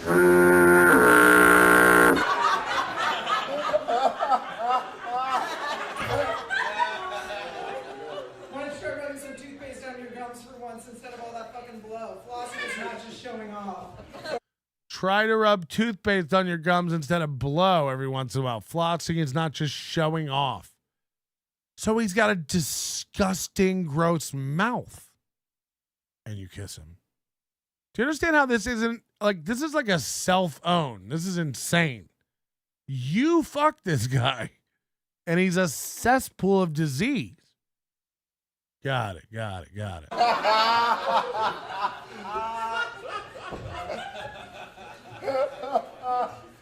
guy uses women all the time for stuff. Like he asked me for a ride, like an Uber, you know. And I said, hey man, I go, that comes with a fucking surcharge. And then, you know, he took a bunch of fucking naked pictures of me while I was sleeping. I said, now you're looking at a motherfucking criminal charge. I mean, that doesn't even make sense. He asked me for an Uber ride. Now it's like, yeah, I'll give you a ride, but that comes with a surcharge. Then he took a bunch of pictures of me naked. And then I said, that's a criminal charge. All right. Someone called in from a 631 number and couldn't wait for me to finish a sentence. Just a little heads up. You call in, I answer the phone, you hear me talking. Wait a second. Just wait. I'll come to you. You're on hold. Just wait. I answer the phone. You hear me talking. You just start talking. Hello, Patrick. Sorry to interrupt. Patrick. Oh, fuck. He's not listening. Patrick, you're potted down. You're not on. Just wait. When I answer the phone and you can hear me, just chill. And I'll go, caller, I'll come to you. We'll come to you. You don't have to hang up. I guess it's not working. I'm not on the show. Just like when you super chat and you go, you didn't read this. You missed my super chat. Like, no, I didn't. Unless you're Bo Archer. Or that other guy that I missed once. I said, that's where I fucking draw the line. And then he snorted it. Everything he does the fake, like kicking his legs. And I hate him.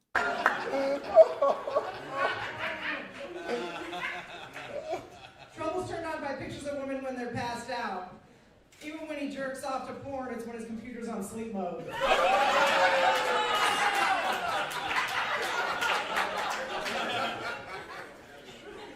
He doesn't like dirty talk in bed, just when you're snoring.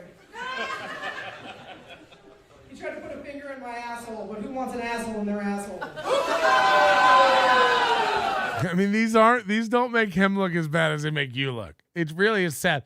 And then she continues with this guy, you know. She's all about dudes like this.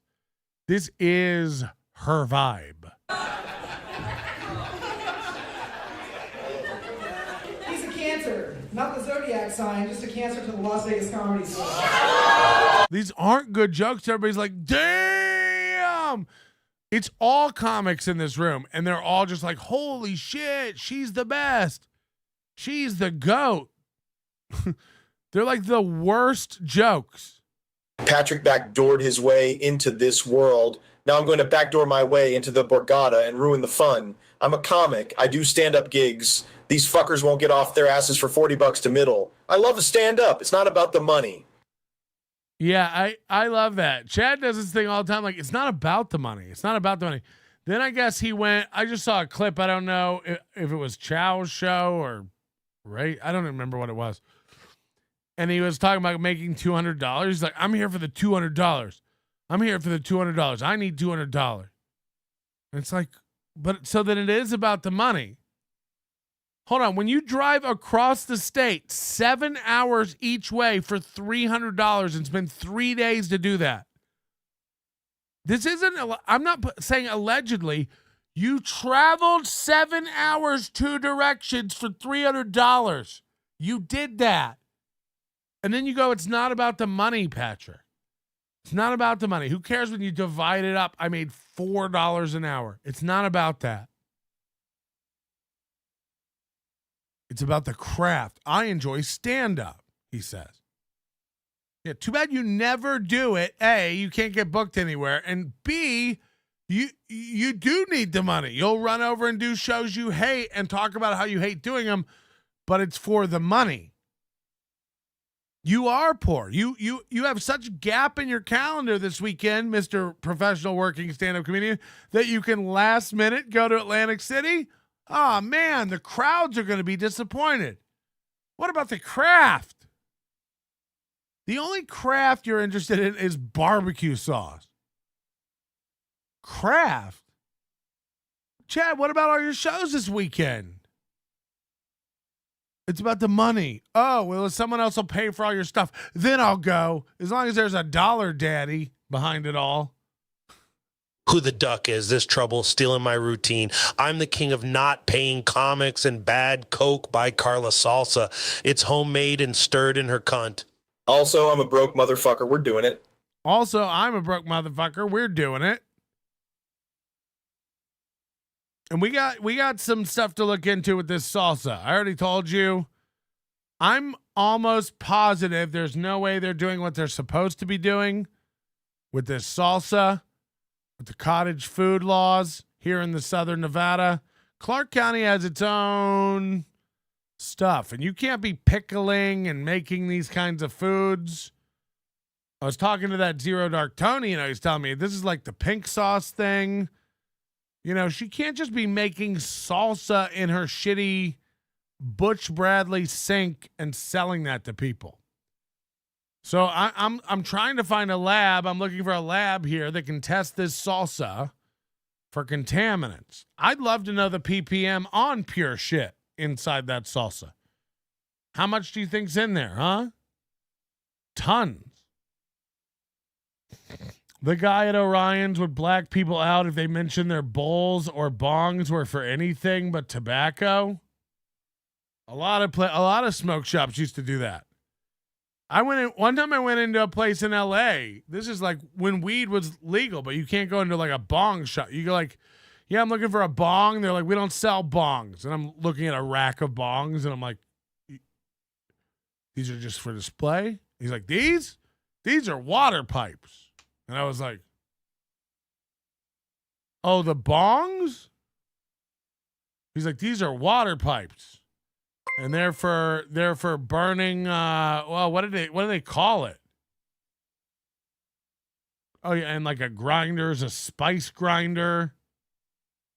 You know, and then I kept calling it a bong and he asked me to leave. Are you a cop? I was like, whoa. Water pipes. I don't know. Tomorrow, a little Ray stuff, drunk on cringe stuff. And then we got to start this Summer Sinclair thing that I've been sitting on. And then Wednesday, we're going to have a Wednesday show, no Thursday show, no Friday regular show, but there will be some stuff Friday from Atlantic City, and the times will be just different. That's all I'm going to say. But Monday, Tuesday, Wednesday, this week, you'll have shows. The marathon show is up if you want to check that out. Again, support the show. I can't do this without you people. We don't have sponsors and stuff. Join the Overdose. Pick up a membership. Grab a hat and stuff. It's the last month. It's the summer of hats. Pick yourself up a hat. If we have a hat that you like, grab it now. This isn't what our store is normally like, where you can just go grab all these different hats. They'll all be gone. We'll have a new seasonal hat. It'll be two color designs, and that'll be the only NLO hat you can get. So if you like black on black, white on white, red on khaki, I don't know. We have 38 designs. Go grab one.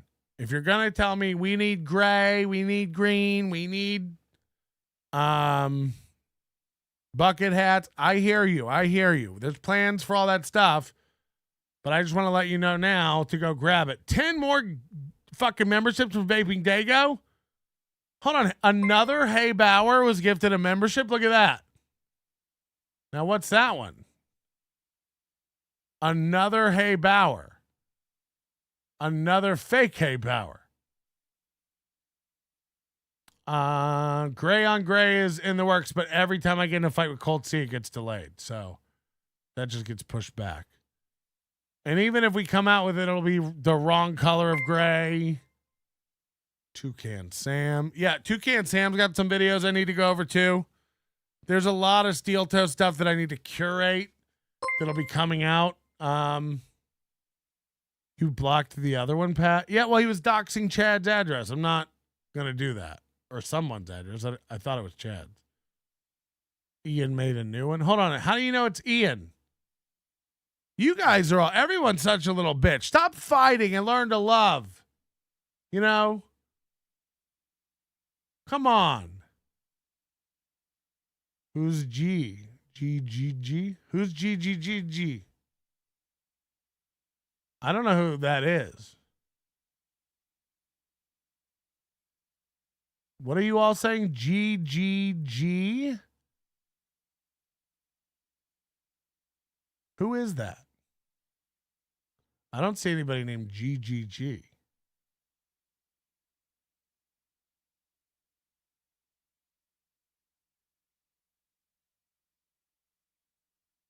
What am I missing? Gay guitar guy? Oh, I didn't see him get one. I don't know. He's been a fan for a while. I think he's with that hipstar guy too. I don't know. I can't keep track. Everyone's allowed to do their own, be into their own thing. You know, Sketty Tooth John was like supporting Chad. It's like, I don't need to. Everyone's allowed to give to whoever they want to give to. Like, everyone's allowed to support whoever they want to support. You've got to reconcile that with your God. It's not my fucking problem. See you tomorrow. This is your Monday. Your manner is most unbecoming of a gentleman. Would you be high on cigarettes? I don't know if the comedy hasn't hit them yet. They're full-blown retarded or just high on cigarettes.